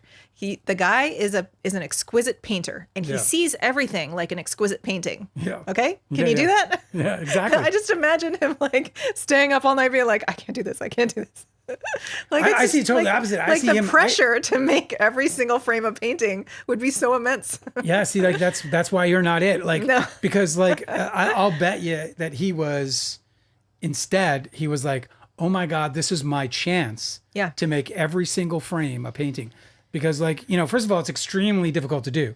But if you have that, like, because of Mike Leigh's genius, he has a flexibility to every project that is extremely diverse in approach. Like when you look at a Martin Scorsese movie, you kind of know every time what you're going to get. Like he can tell diverse tales, and he can draw us in and give us different tensions and all this other stuff. And he's obviously a master filmmaker, but there's a signature to him that is extremely, and there's a signature to Mike Leigh too.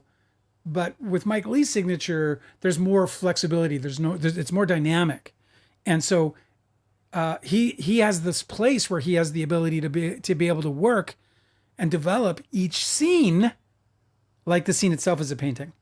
Did you ever hear of the play called Sunday in the Park with George? I've heard of it. I haven't seen So it. Sunday in the Park with George is an actual painting that inspired the play. Oh, no way. Yeah, That's neat. yeah, it's a fucking great play. It's Sunday in the Park with George. Love it. It's good stuff. I don't really like musicals, and that one does it for me. The Junk Farm, he's driving through the BFE Kentucky, but I don't know what you're saying. You want me to ban? I don't know what's going on. Oh, you were saying that the mods aren't doing their jobs. Oh. And so he's saying I'm driving Oh, yeah. in the middle of nowhere in Kentucky, but I'll ban if you need me to. You want me to ban? I'll ban. Yeah, I forgot that I was asking about bans. Well, we got to watch out for the Tobey Maguire ban. Yeah, anytime Tobey Maguire, he's banned. He's not allowed He's to. a banned, yeah. Yeah, he's a persona non grata around here. Persona non grata. Absolutely. Okay, so here here I am with this next story that I saved for you. Here I am here with this I am very over next here. story, Don't make which fun of me. sits so close by. You're gonna embarrass me in front of my friends. You've done it to me 3 times already. What do you mean? What did I It's do? not the Dale Wheatley show, but doesn't mean you don't have to treat me that way. Okay, I thought this was really interesting news. This is from, if you ever care about, ecological causes, fucking justice for the other earthlings other than just people, and also the continuing recognition of other forms of consciousness. You care about these things. I love other forms of consciousness. Other forms of consciousness, specifically octopus consciousness. Oh, that's not my favorite. Yeah, too gooey, Yeah, it's like really wet. too squidgy. Yeah, you're just like you're Too many limbs. Too much jelly. The world's first commercial octopus farm had been proposed for several years running. And they kept getting barriers and barriers because people are like, you absolutely cannot fucking farm octopus. They are sentient beings. Not like all these other animals, right? But they're uniquely clever. So I don't know if it's uniquely because whales, man. But go ahead. World's Dolphins, bro. first commercial octopus farms plans have been scrapped. Finally, they're like, okay, we're done. We're not doing this anymore. No more octopus farms. Following opposition, Because it's a form of slavery and brutal murder. Spanish seafood company Nueva Pescanova, which is kind of a little bit. I saw a picture of somebody eating a octopus the other day, and it was like watching somebody fighting eating back? human to me. Like that was the reaction I had to it. I was like, oh my god, I couldn't believe it. I couldn't believe it because I've eaten octopus. Who's that? Reluctantly. Who's but that famous celebrity chef who wears like the round glasses? What's his name? We have a cookbook of his. Whatever. Otto, the guy does the Jerusalem. Book No, not Otto Otto. Lengi. I'm talking about he's an American guy. Okay, well anyway, he was on a video talking about how he won't eat octopus because they're smart. He said that he went to an aquarium and he had They'll eat cows because they're not. I know. Well, he's wrong. I know exactly. He's almost there. He's making baby steps. So he said. Do you know that chickens are smart? He said that he went to an aquarium, right? Because he's like people like invite these celebrity chefs and stuff. They're like, oh, come and see our animals and whatever, because then you can make a video and it's all of his followers will see it and everything. So Yeah, of course, you get all these opportunities. But he was like, I had a fucking conversation with an octopus, and so now from that day on, I couldn't ever put an octopus on my plate anymore to eat. So I don't eat octopus anymore because they're too smart. It's crazy. And I was like, you should have a conversation with a cow. But they can suffer. They can. Well, you heard about that they like they're like, I can't think which whale it was, but what's the scientist who's the ocean? What are they?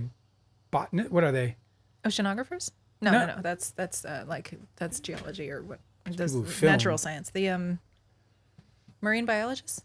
Yeah, maybe it's biologists. So they discovered and they've like deciphered a very complex language. I think it's humpback whales have like a very complex language, and they have accents. They say the dope. same words in different regions with different accents. This is a fact. We did it on not this show because this is not the Dale Wheatley show, but on the other show that was not the Dale Wheatley show. Also, we did it. We talked about it. Don't you remember? It was stunning. I think we got a Golden Globe nomination for it, but I'm not sure. Oh, no, that was like 2 Golden Globe nominations ago. It was. Okay. I had to look at I have way too many books collected because I'm a Virgo, but Yeah. I have 4 books on octopus and how they're oddly intelligent and what they can teach us about consciousness, like about the nature of consciousness for the whole world. 4 books. One of them's titled Other Minds. Another one, The Soul of an Octopus. This one is The Ocean's Intelligent. Oh, whatever. You guys don't care. The Ocean's Intelligent Invertebrate. Speaking of intelligent anomalies. No, wait, I wanted to tell you the story about the tell me octopus story. farm. All right, I got my Plans for the world's first commercial octopus farm have been scrapped after years of opposition from NGOs, scientists, and the public. The scientific consensus suggests that octopuses, and that's the correct way to say it. It's not octopusi. It's not octopi. Something about it being like a Greek word versus a Latin word. But anyway, it's octopuses, which continues to make me I uncomfortable. mean, I think that word shirts. For word shirts, I think that's a good one. Just saying No, octopuses. it's octopuses. It's octopuses. Just like that. Get it right. It's octopuses. The scientific consensus suggests that octopuses are sentient, intelligent, and complex animals. Not like those other ones, though. Yeah. Not like the other ones what are you picking out of your teeth there? And they are this now- is squirrel. And they are now recognized as Stupid such by squirrel. law in the UK. They're what? And they're recognized as such by law in the UK. Yeah. Spanish company Nueva Pescanova submitted its controversial application to open the first commercial octopus farm at the port of Las Palmas, Gran Canaria last year. However, the Port Authority has confirmed that the plans have been dropped. Reports of the world's first octopus farm circulated in the early 2020s, with Nueva Pescanova unveiled its first proposal in 2021. According to blueprints leaked to BBC, they plan to build a 2-story farm and produce 300 tons. I don't know if that's different than American tons, TONNES, of octopus meat per year, 3,000 tons. Well, metric tons is what they're going to be talking about. The equivalent of around 1 million animals per year. It's going to save? That's what they what they were producing. That's what they were going to produce. They were Right. going to build a 2-story farm and produce the equivalent of around 1 million animals per year. Can you imagine? Like, I don't know how you, like, sometimes I have an enterprising mind. Sometimes I'll wake up, I have an enterprising idea.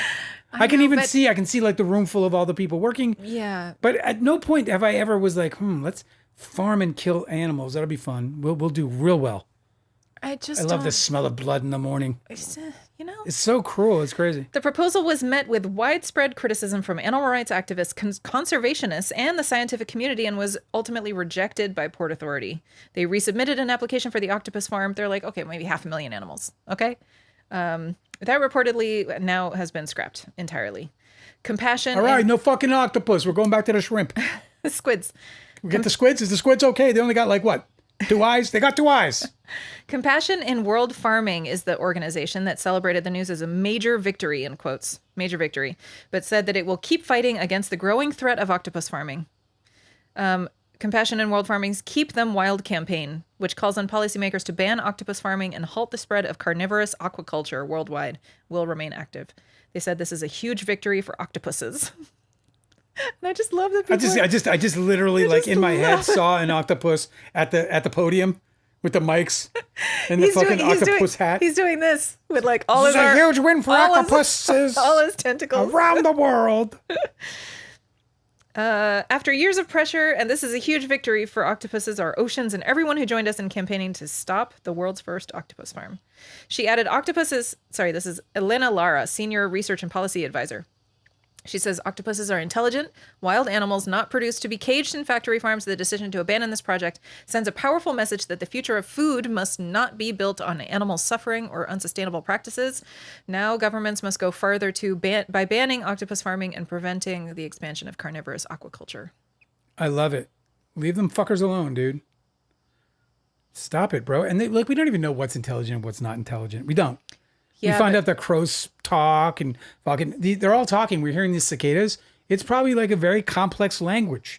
And believe me, they're planning for a long sleep. Like they probably have a laundry list of things to do. It's called a laundry list, by the way. Dale and I bickered extensively about laundry list in his book. He wanted to put the phrase laundry list. And Yeah, it didn't make it because it was like I wasn't going to put up with it. I was going to like, enough.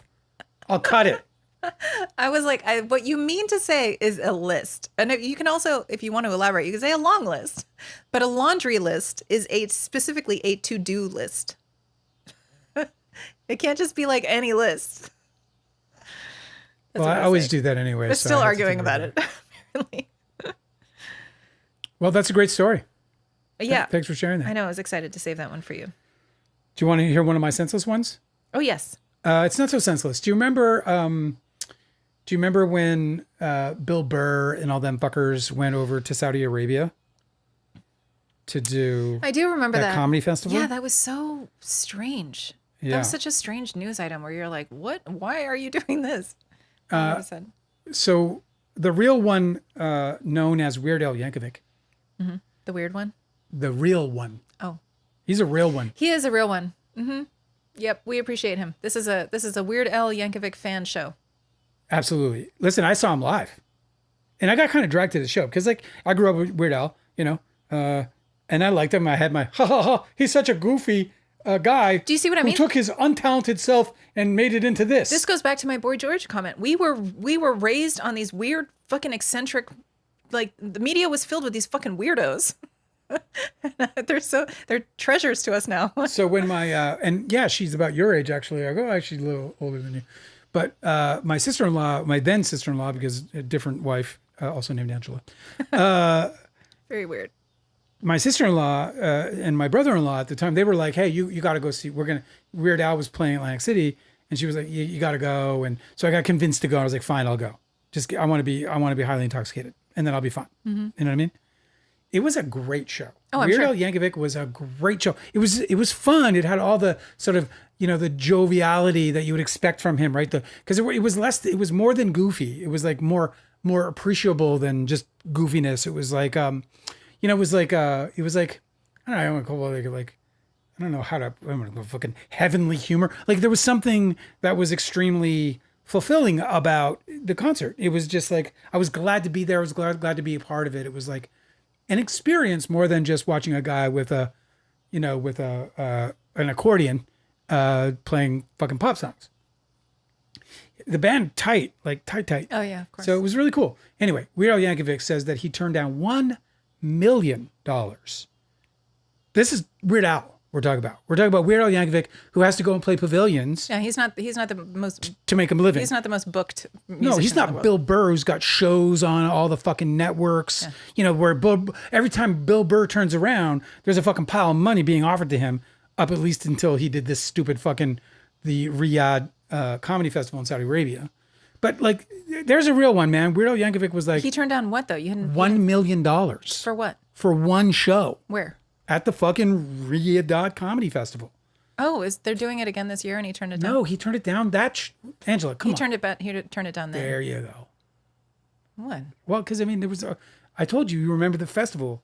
I walked you through it. Yes, I know. I remember. I just didn't know if it was this was a new story or an old story. No, it's the same festival. There's not I a got new it festival. now. I'm with you. And he turned down $1 million to be a part of it, unlike these other fucking like. So now we got to think about it. Like it's Weird Al. They're giving Weird Al $1 million. How much did they give Bill Burr? How much did they give I know. Pete Davidson? Well, they said that it was worth it. That's why they went. So Yeah, of course it was worth it. They got a fucking big giant paycheck. would Yeah, you? John Leguizamo was just bragging about his roles in Ice Age the other day. He was just like, "Oh man, Ice Age was so cool. I got to buy 2 houses and pay for my kids' college." I know a little bit about you and how I feel like it's okay to say that we're not rich. But would you turn down $1 million to go and if you got invited to go to the Riyadh festival for whatever reason? Yes. And they wanted to pay you $1 million. Yes. First of all, if I'm getting $1 million, then I'm getting offered something relative to my worth. And so if that's relative to my worth, I'm going to be able to turn. If it was the only job I could get, I'll probably go do it because I'm broke.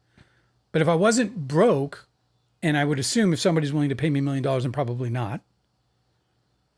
It's also Although I'm going to start an OnlyFans and see what happens. yeah.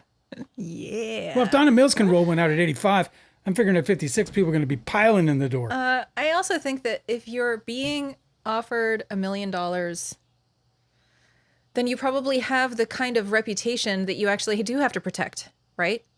So taking $1 million is actually going to do more harm to your reputation than the money is worth.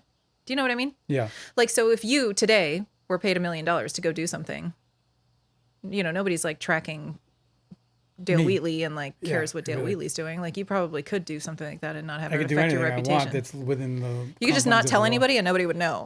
Yeah, You know, exactly. it's not like you're going to be on the marquee. You know what I mean? And I'm not dissing you. I'm just saying, like, you're not like Bill Burr. He had to talk about it because people knew where he was going to appear. Like he's a headliner on the show. So it just seems like it made more sense for him to decline that invitation because it wouldn't have harmed it would harm his reputation more than that money's worth. Yeah. Like I think of him differently now. Because it's just like, what the fuck are you doing? Pete Davidson especially. I mean, his whole identity is built around this horrible tragedy that happened to him. I don't know if his whole identity is, but it's a part of his identity and it's a major part of it. And it certainly, it was the weirdest thing I ever saw that this kid would go and perform. You're right, not his whole identity. The reason why I said that it was just because if you're a teenage boy and your father is killed, that's a pretty big turning point in your shaping. Yeah. And so I was just saying, like, generally, I assumed that it was pretty impactful for him. But I don't know. You're right. I don't know the guy.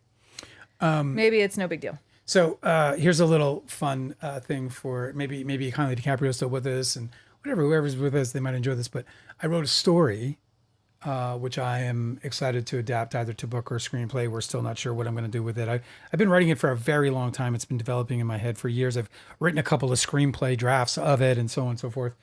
It's one of my favorite projects, actually. This is like a little. It's upside down. This is like a little, like a flyer, you know, because I was like, we were taking it out for raising films in the community, and it's called Never Say Goodbye. But it's this movie about a narcoleptic girl who, she's. I don't want to get into it because it's actually such a fucking hot little premise that I just don't want to put it on the webs. But it's about my protagonist is a young woman who's has narcolepsy. And she has these moments, and it's not the funny narcolepsy, like, oh, look at that, she found the... It's sad, and there's a sadness to it that's profound and so on and so forth. So strange way you put that. Why? It's not the funny kind of narcolepsy. Well, because, I don't know if you've been around usually when to hear narcolepsy jokes, but I've heard them my whole life. And yeah, and also like, it's like sometimes they'll feature a narcoleptic as like comedic relief in a comedy movie or something. Exactly, and or like they'll like, like, what are you, a fucking narcoleptic? Wake up! Yeah. That kind of nonsense, Exactly. Like you would say, what are you, some kind of cripple? Like that kind of fucking nonsense. Anyway, this really, so I got really excited to read this in a weird way because I wrote this in this story and to see it like in reality was such a weird thing because I kind of just wrote it based on what I could glean about narcolepsy as I was researching the character. The headline says, people with narcolepsy collapse when they laugh or feel joy. Scientists just found the brain circuit responsible, and it runs through the love hormone. And my whole character. Are you serious? Yeah. Is that not neat? And this whole character that The I created love hormone. for narcolepsy kind of is all sort of orbiting this whole love thing that's throughout this whole That's story. so interesting. So it's just like I do dog training, and one of the concepts that we talk about a lot in dog training is there's two kinds of stress. There's like the distress that everybody knows is like stress, like you fight or flight, you think you're going to get attacked, whatever. It's super fucking Somebody's stressful. Dark and But there's also foreboding. eustress, which is like excitement, like the emotional arousal of like anticipating something cool is going to happen, or having heart rate exercise where you're playing with your friends. Right. That's also acts like stress on the body. So you're saying that for narcoleptics, it's kind of the same thing, where it's just. You said that like 2 words. You said narcoleptics. Is it not narcoleptic? Narcoleptics, yes. Narcoleptic people? Yeah. I shouldn't say narcoleptics. It's a little weird thing to say, yeah. But people with narcolepsy is... Yes, okay. Yeah. So for them, you're saying that the same sort of thing happens, that it's like the same sort of stressor on their body is the positive stress causes the same reaction? Yeah, this article on the Cyber says, narcolepsy is one of the most misunderstood neurological conditions in existence. Most people who have heard of it imagine someone falling asleep unexpectedly, a comedic image of a person dozing off mid-sentence or slumping over on a desk. The reality is considerably more complicated, and for the approximately 3 million people worldwide who live with the condition, considerably less funny. One of its defining features is cataplexy, this is just devastating stuff. But cataplexy, sudden episodes of complete or partial muscle paralysis that strike without warning and leave the person fully conscious, but physically unable to move. It's like a stroke in that way. These episodes can last from a few seconds to several minutes. They are not triggered by fatigue. They are triggered by happiness. A person with narcolepsy is most likely to experience muscle paralysis when they laugh, when they reunite with someone they love, when they hear good news, or when they eat something they find delicious. For decades, this pattern has been known and studied without a satisfying neurological explanation. Why would the brain collapse on itself at the exact moment that it's feeling its best? A new study from the Harvard Medical School, published in Nature Neuroscience, has now mapped the molecular and circuit level answer, and it involves a molecule most people associated with love and bonding rather than paralysis. So I'm not going to get into everything because it's over my fucking head. And so I'll start like jumbling words and saying shit that I can't understand. And so we're gonna pull out before I start looking bad. But that's so neat though.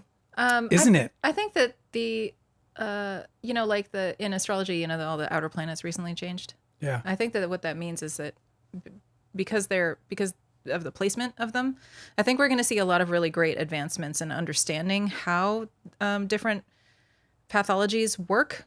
Like I think that our science is just going to get a lot more curious and a lot less like rigidly sort of structured into what's just measurable and observable, Yeah. and more conceptual. And we might actually discover some really cool pathways to cures that way. I think that we're going to see a lot more of this. Like, for instance, somebody was just saying, I saw this discussion on Twitter where somebody was like, it's not a coincidence that there are no cases of schizophrenic people who were born blind. That it has something to do with the visual pathways. And I don't know if this is true or not, but it's fascinating if it is, right? Because it's not like they're citing studies or anything, but but if there's something that has to do with like if the cause or maybe even the treatment for schizophrenia has to do with like your ocular nerves or something. Yeah. It's just really interesting. It's wild. I mean, I wish I had the patience, because I think I've got the brains, but I wish I had the patience to activate and stay interested in, the sciences and stuff. Like, because I have such a deep fascination for it all. I read it all day long. I mean, my feed is filled with science. I'm like, blah, blah, blah, blah, blah. Yeah. There's so many medical breakthroughs happening right now. It's just insanity. Like, I've never, like, it's just been picking up since, and I brought this up, and a scientist was like, yes, a scientist, by the way, oxytocin is exactly it. Oxytocin was the trigger for cataplexy? Yes. And the narcolepsy? Yes, exactly. Oxytocin. So anyway. Yeah, or like the nonverbal autistic kids who are testing and showing that they can fucking do telepathy. Exactly. Do you know what I mean? Like, Yes. we don't know what the fuck. We don't. Science still But I just wish I had the, both the patience and the capacity to stick it out and be like a scientist. And I know that there's always this glamour side. I mean, we know that in Hollywood, there was like, oh, Hollywood's so glamorous, and it's a fucking job, and you work your ass off, and, it's exhausting. And there's there's all the kinds of things that you see, and here at the water cooler, at your fucking regular run of the mill sort of day job are very similar to the kinds of things you see in Hollywood and so on and so forth. You know what I mean? Like, there's a certain amount of like romantic idea that comes with these idealized, sort of professions. Like, I want to become like one of the things I've always wanted to be like since a child was, what do you call it? Ringing the bell outside No, of the guy with grocery the store? fucking, I don't know, I'm dusting off bones. Oh, you're I'm dusting off bones. you're an archaeologist? I'm an archaeologist. I always wanted to be an archaeologist, like as a kid. I was just like, who the fuck doesn't want to go discover dinosaur bones? You'd be like, hey, I got something over here. No, it's a oh my tooth that's God. the size of my knee. Dude, the other day we were in bed. It was dark. We were like getting ready to go to sleep. Yeah. And you like lean over and you're like, oh my God, look at this. This is so cool. And it was a fucking. It was footprints. No, and it was an archaeologist, but he was crouched down and he was like doing his little dusting thing. He and was dusting. Some footprints, but the footprint was like 3 times As big as the a size. fucking Volkswagen Beetle. Yeah, it was like so Yeah. much bigger than he was. And he's sitting there like grown with this man. little brush, dusting it off. I know. But archaeology, I'm bringing it up because like archaeology is one of those things where like in on Ask Reddit, I think somebody asked a question about like what's like one of the professions out there that is such a romantic profession that everybody wants to do, but then the actual job fucking kind of stinks. Oh yeah, for sure. And archaeology is one of them because you're like stuck in the desert, cataloging Yeah. or fucking doing you got to stay in a fucking tent. like very few archaeologists are in in the roped off doing the deed. A lot of them are the ones carrying the trays and doing all this fucking shit that they don't want to do, right? And figuring out what bone goes to what bone. I guess that's the fun part. But anyway, fucking yeah. So Dinosaurs, man. yeah, come on, who didn't love those? So cool. Sam Neill died. He was a dinosaur. I saw this really great archaeology article where they said that they had sampled and tested some layers that were inside of a cave. They were inside of a cave system. Okay, listen. Yes. They found human footprints. They found child human footprints, and then they found a dog footprints. Yeah. In this cave system. Yeah, that that's so they neat. dated for fucking, I don't even know how long ago. I have no concept of time, but ancient peoples. Okay. Couple hours. Yeah. Super, super ancient peoples. Yeah. Where it was like adults, children, and a dog that trotted along with them inside Yeah. the cave, and they said that they held, and they could tell from the sediment and of the smoke, they tested it, but that they had gathered pine needles, that these like ancient people had gathered pine needles and bind them together and then lit the pine needles, and pine needles will burn really, really slowly. So they used pine needle torches. And they knew that exactly what kind of pine was growing at that time that they could have harvested for these pine needles and turned into pine needle torches. It's all this crazy shit. You know what I dude. mean? It's Yeah. just really neat. They just uncovered, like in Denmark, I think it was. They just uncovered a textile, an ancient textile factory or whatever, Oh manufacturing. yeah, you said it was like In like the like in the 16th century or something, medieval times. During the Viking era. you said it was like massive. It was like the size of a city. Massive, and they were just like doing flax. Was it flax? Yeah, flax milling. Flax milling. Yeah, it was like a big flax. I mean, milling who discovered you could textile factory? make? Who discovered you could make They didn't even have lights. linen out of flax? There's this. There's a few. Right. There's a few content creators who were like trying to make videos of how you turn seeds into plants, into flax, into like all the different stages you have to go through before you can actually put it on the So like something on a runway model. to put it on the what is it called, the weaving.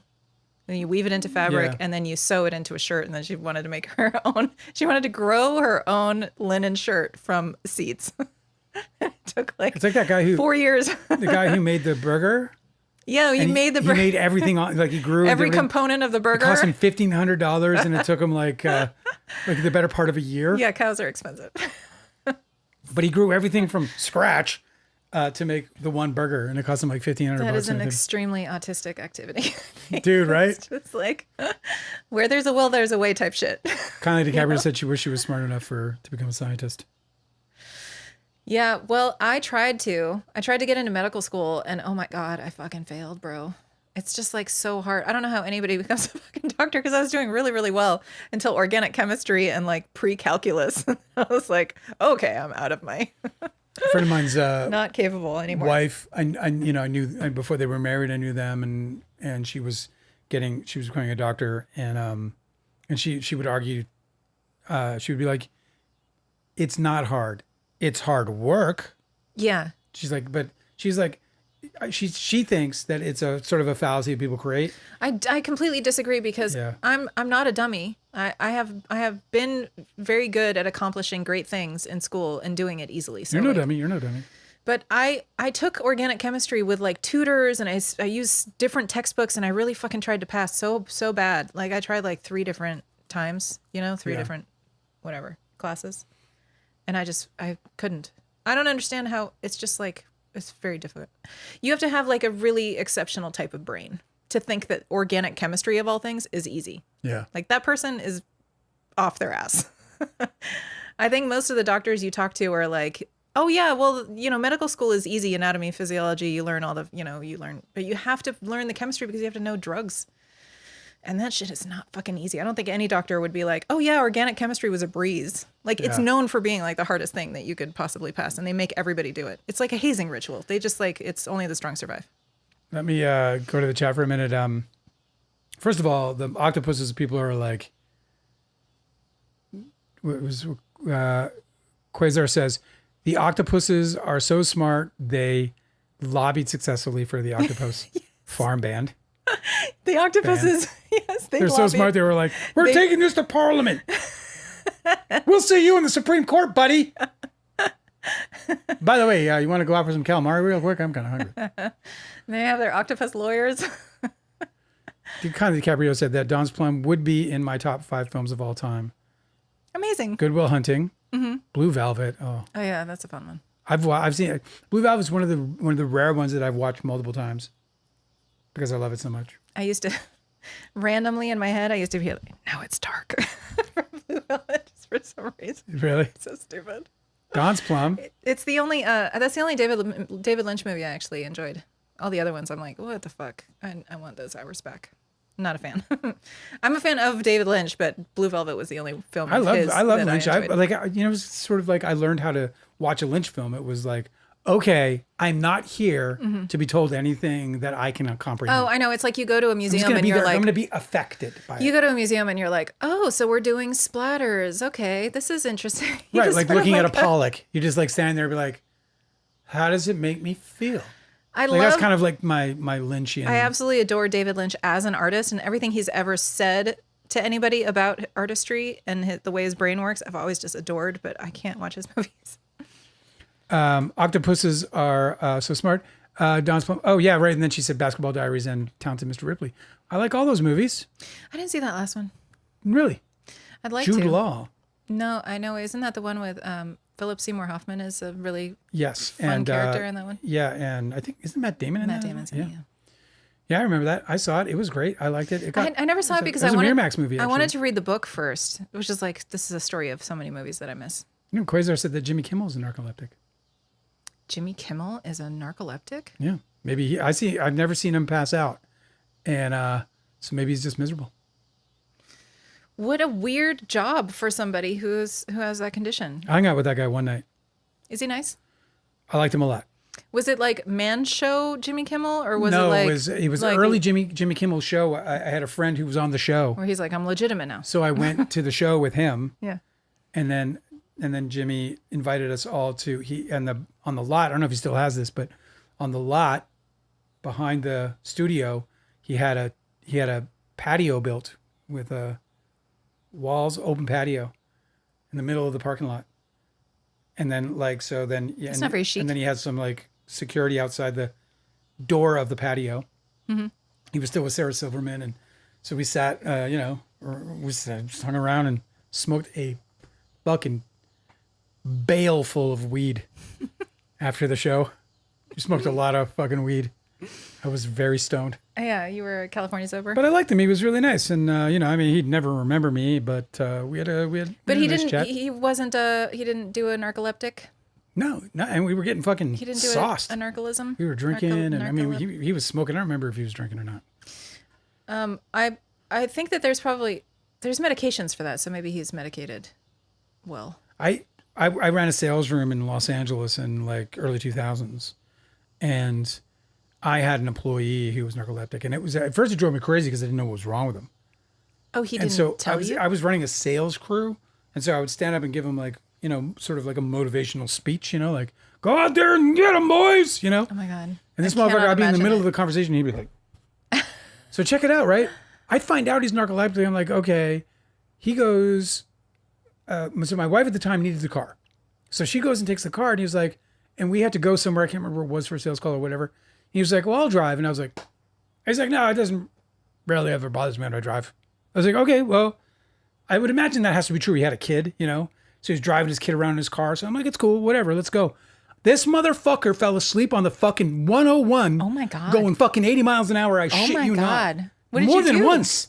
I was yelling at him. I was like, Mark, like screaming at him, dude, to get this motherfucker to wake up. He's on the 101, like nodding out like a heroin addict. But he's not just falling asleep though. It's a condition. He's so, going out, and I'm screaming at him. Yes, and he's I know. coming too. He's coming too though. Yes. How do you get? I don't know. I don't fucking know. I don't know how it works. Like, can they be roused from sleep? He did, thank God, twice at least. So you're like grabbing the wheel. I'm fucking my- shouting, and I didn't grab the wheel. I did this. That's a really bad idea. Because he wakes up, yanks it from me, and we're Holy shit! we're Bro. doing fucking tumbles. It was the craziest. I never got in the car with him again. Obviously, I was like, first of all, your son should never drive with you. Yeah. ever. Well, he should never drive on the fucking freeway. Also, like, Couldn't fucking believe it. crazy. Yeah, I'd give you his last name. It would be unethical. But It it's would- it just would- remembering everything about him right now. Violate HIPAA. Why? I'm not his doctor. Octopuses must be saved. I love them. I collected 5 books about them because I'm so fascinated. I just haven't gotten into it yet. I've been reading books about Gary Ridgway.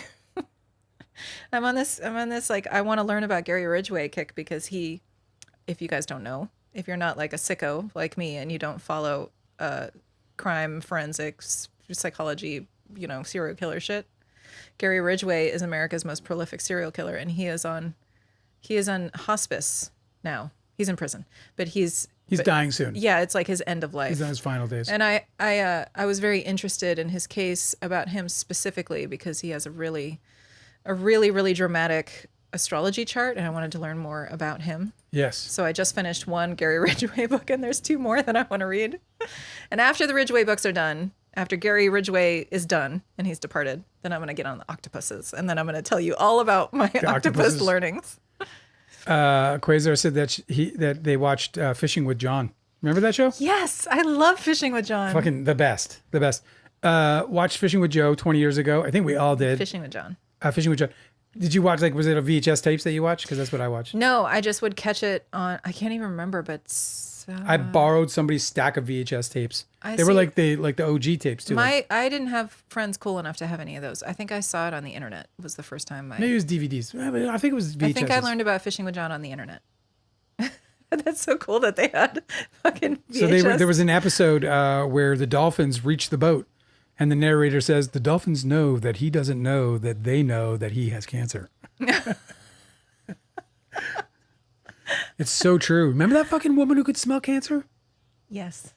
Dogs can smell cancer, they say. Yeah, I don't They know can that smell every everything. dog knows how to smell cancer. I think they smell, but they don't know what they're smelling. But dogs can smell cancer. Let me see. Obscure is asking if I saw the questions before. Let me see. Obscure. I'll go back. Let me see. Obscure. Why is it bad to do comedy in Saudi Arabia? Is that the question? Because it's not. It's not. The Saudi Arabian people deserve comedy. It's about the royals. It's about doing. Yes. This was a comedy for the royals. It was a very exclusive gig It was a very exclusive for gig a very exclusive audience. by some of the most corrupt people in the world. Yeah. And look, I mean, we sit here and cheer when people don't play for Donald Trump. It was. We're like, yes, say no. Like, people here openly like won't play for Donald Trump, and obviously Donald Trump isn't a good dude. No, I know, but if you know anything about American dark money, like political influence, and the systems of like entertainment being a laundering venue for dark money to enter American politics and everything else that's fucking dark and dreary that's ruining this country, then you know that an event like that would be a way to like launder a shit ton of money through to a bunch of fucking people who are making the decisions about entertainment, and then it goes millions of dollars into actors' hands. yeah, it's just basically like an oligarchy trade, you know? I mean, it's supposed to come back to you if you're. It's not that the Saudi Arabian people don't deserve like a comedy show with American comedians. It's just if that's what it was, I don't think people would have a problem with it. Obscure Claire said, "Did the controversy of Don's Plum ever become resolved? If you don't mind me asking." Also, in the interview, you said Leo got mad and said he wanted to chop off your head. Do you think he meant it?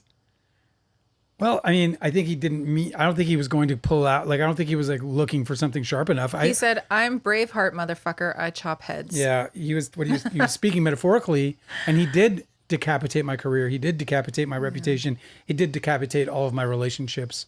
No, we've never resolved that situation to my satisfaction or even remote satisfaction.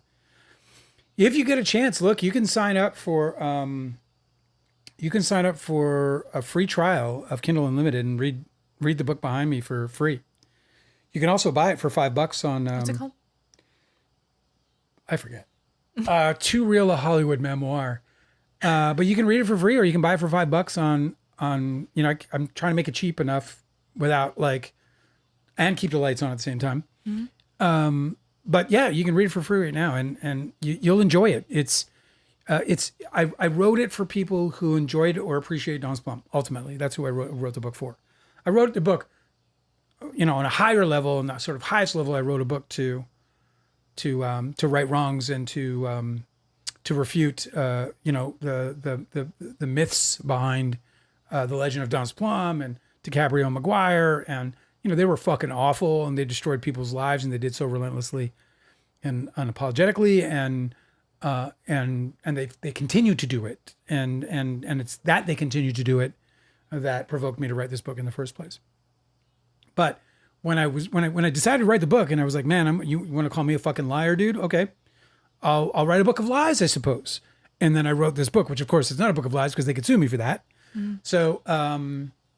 So I wrote this book. But when I was, sort of deciding on how to write it or how should I approach this incredibly important story to me, I was like, well, you know what, I want to write something that, first of all, that you're going to enjoy reading. But most importantly, I wrote. I kind of you kind of took me out of it. I did? Yeah, yeah. You wrote the book so that you could tell the story about what happened to Don's Plum when you were making it, No, I'm sorry. There you go. Sorry. and Thank how you. I got it. and how they I got it. unmade it. I got it before I forget. I wrote the book to entertain because I wanted to be a companion to the movie and to people who would enjoy the movie for people who enjoy the movie. So when I was writing the book, I was like, well, the best thing I could do, the ultimate thing I can do, is pay tribute to the fans, pay tribute to the people who have supported the movie over the years, but also who appreciate the movie, who to sort of attach to the sentimentality of the movie itself, and sort of the sort of I guess, or the sort of the creative tone of the movie. I wanted, like, because that's what we were living Don's Plum, at the time. All right, guys, you guys are fucking. It's so good to see you. I've had such a great time. It's great to be back. I hope you guys enjoyed hanging out with us. We're back on Monday. We're going to be here every Monday and Thursday. Also, if you keep your notifications on, we are going to be pumping some videos out from this live, and there'll be fun little clips and stuff. And yeah, I mean, if you watch and share and do all that stuff to help us grow the channel, we'll obviously be forever grateful. But we're grateful just to have your company. But yeah, check out some of those videos as they come out if you're interested. The Patreon is the next overhaul. That's coming very shortly, and I'm excited about what we're doing. So hanging tight on that end of the game. We always appreciate and thank you for your support on all of that stuff. You got anything else you want to say? No, I just I had a really nice time on the inaugural episode of the Dale Wheatley Show.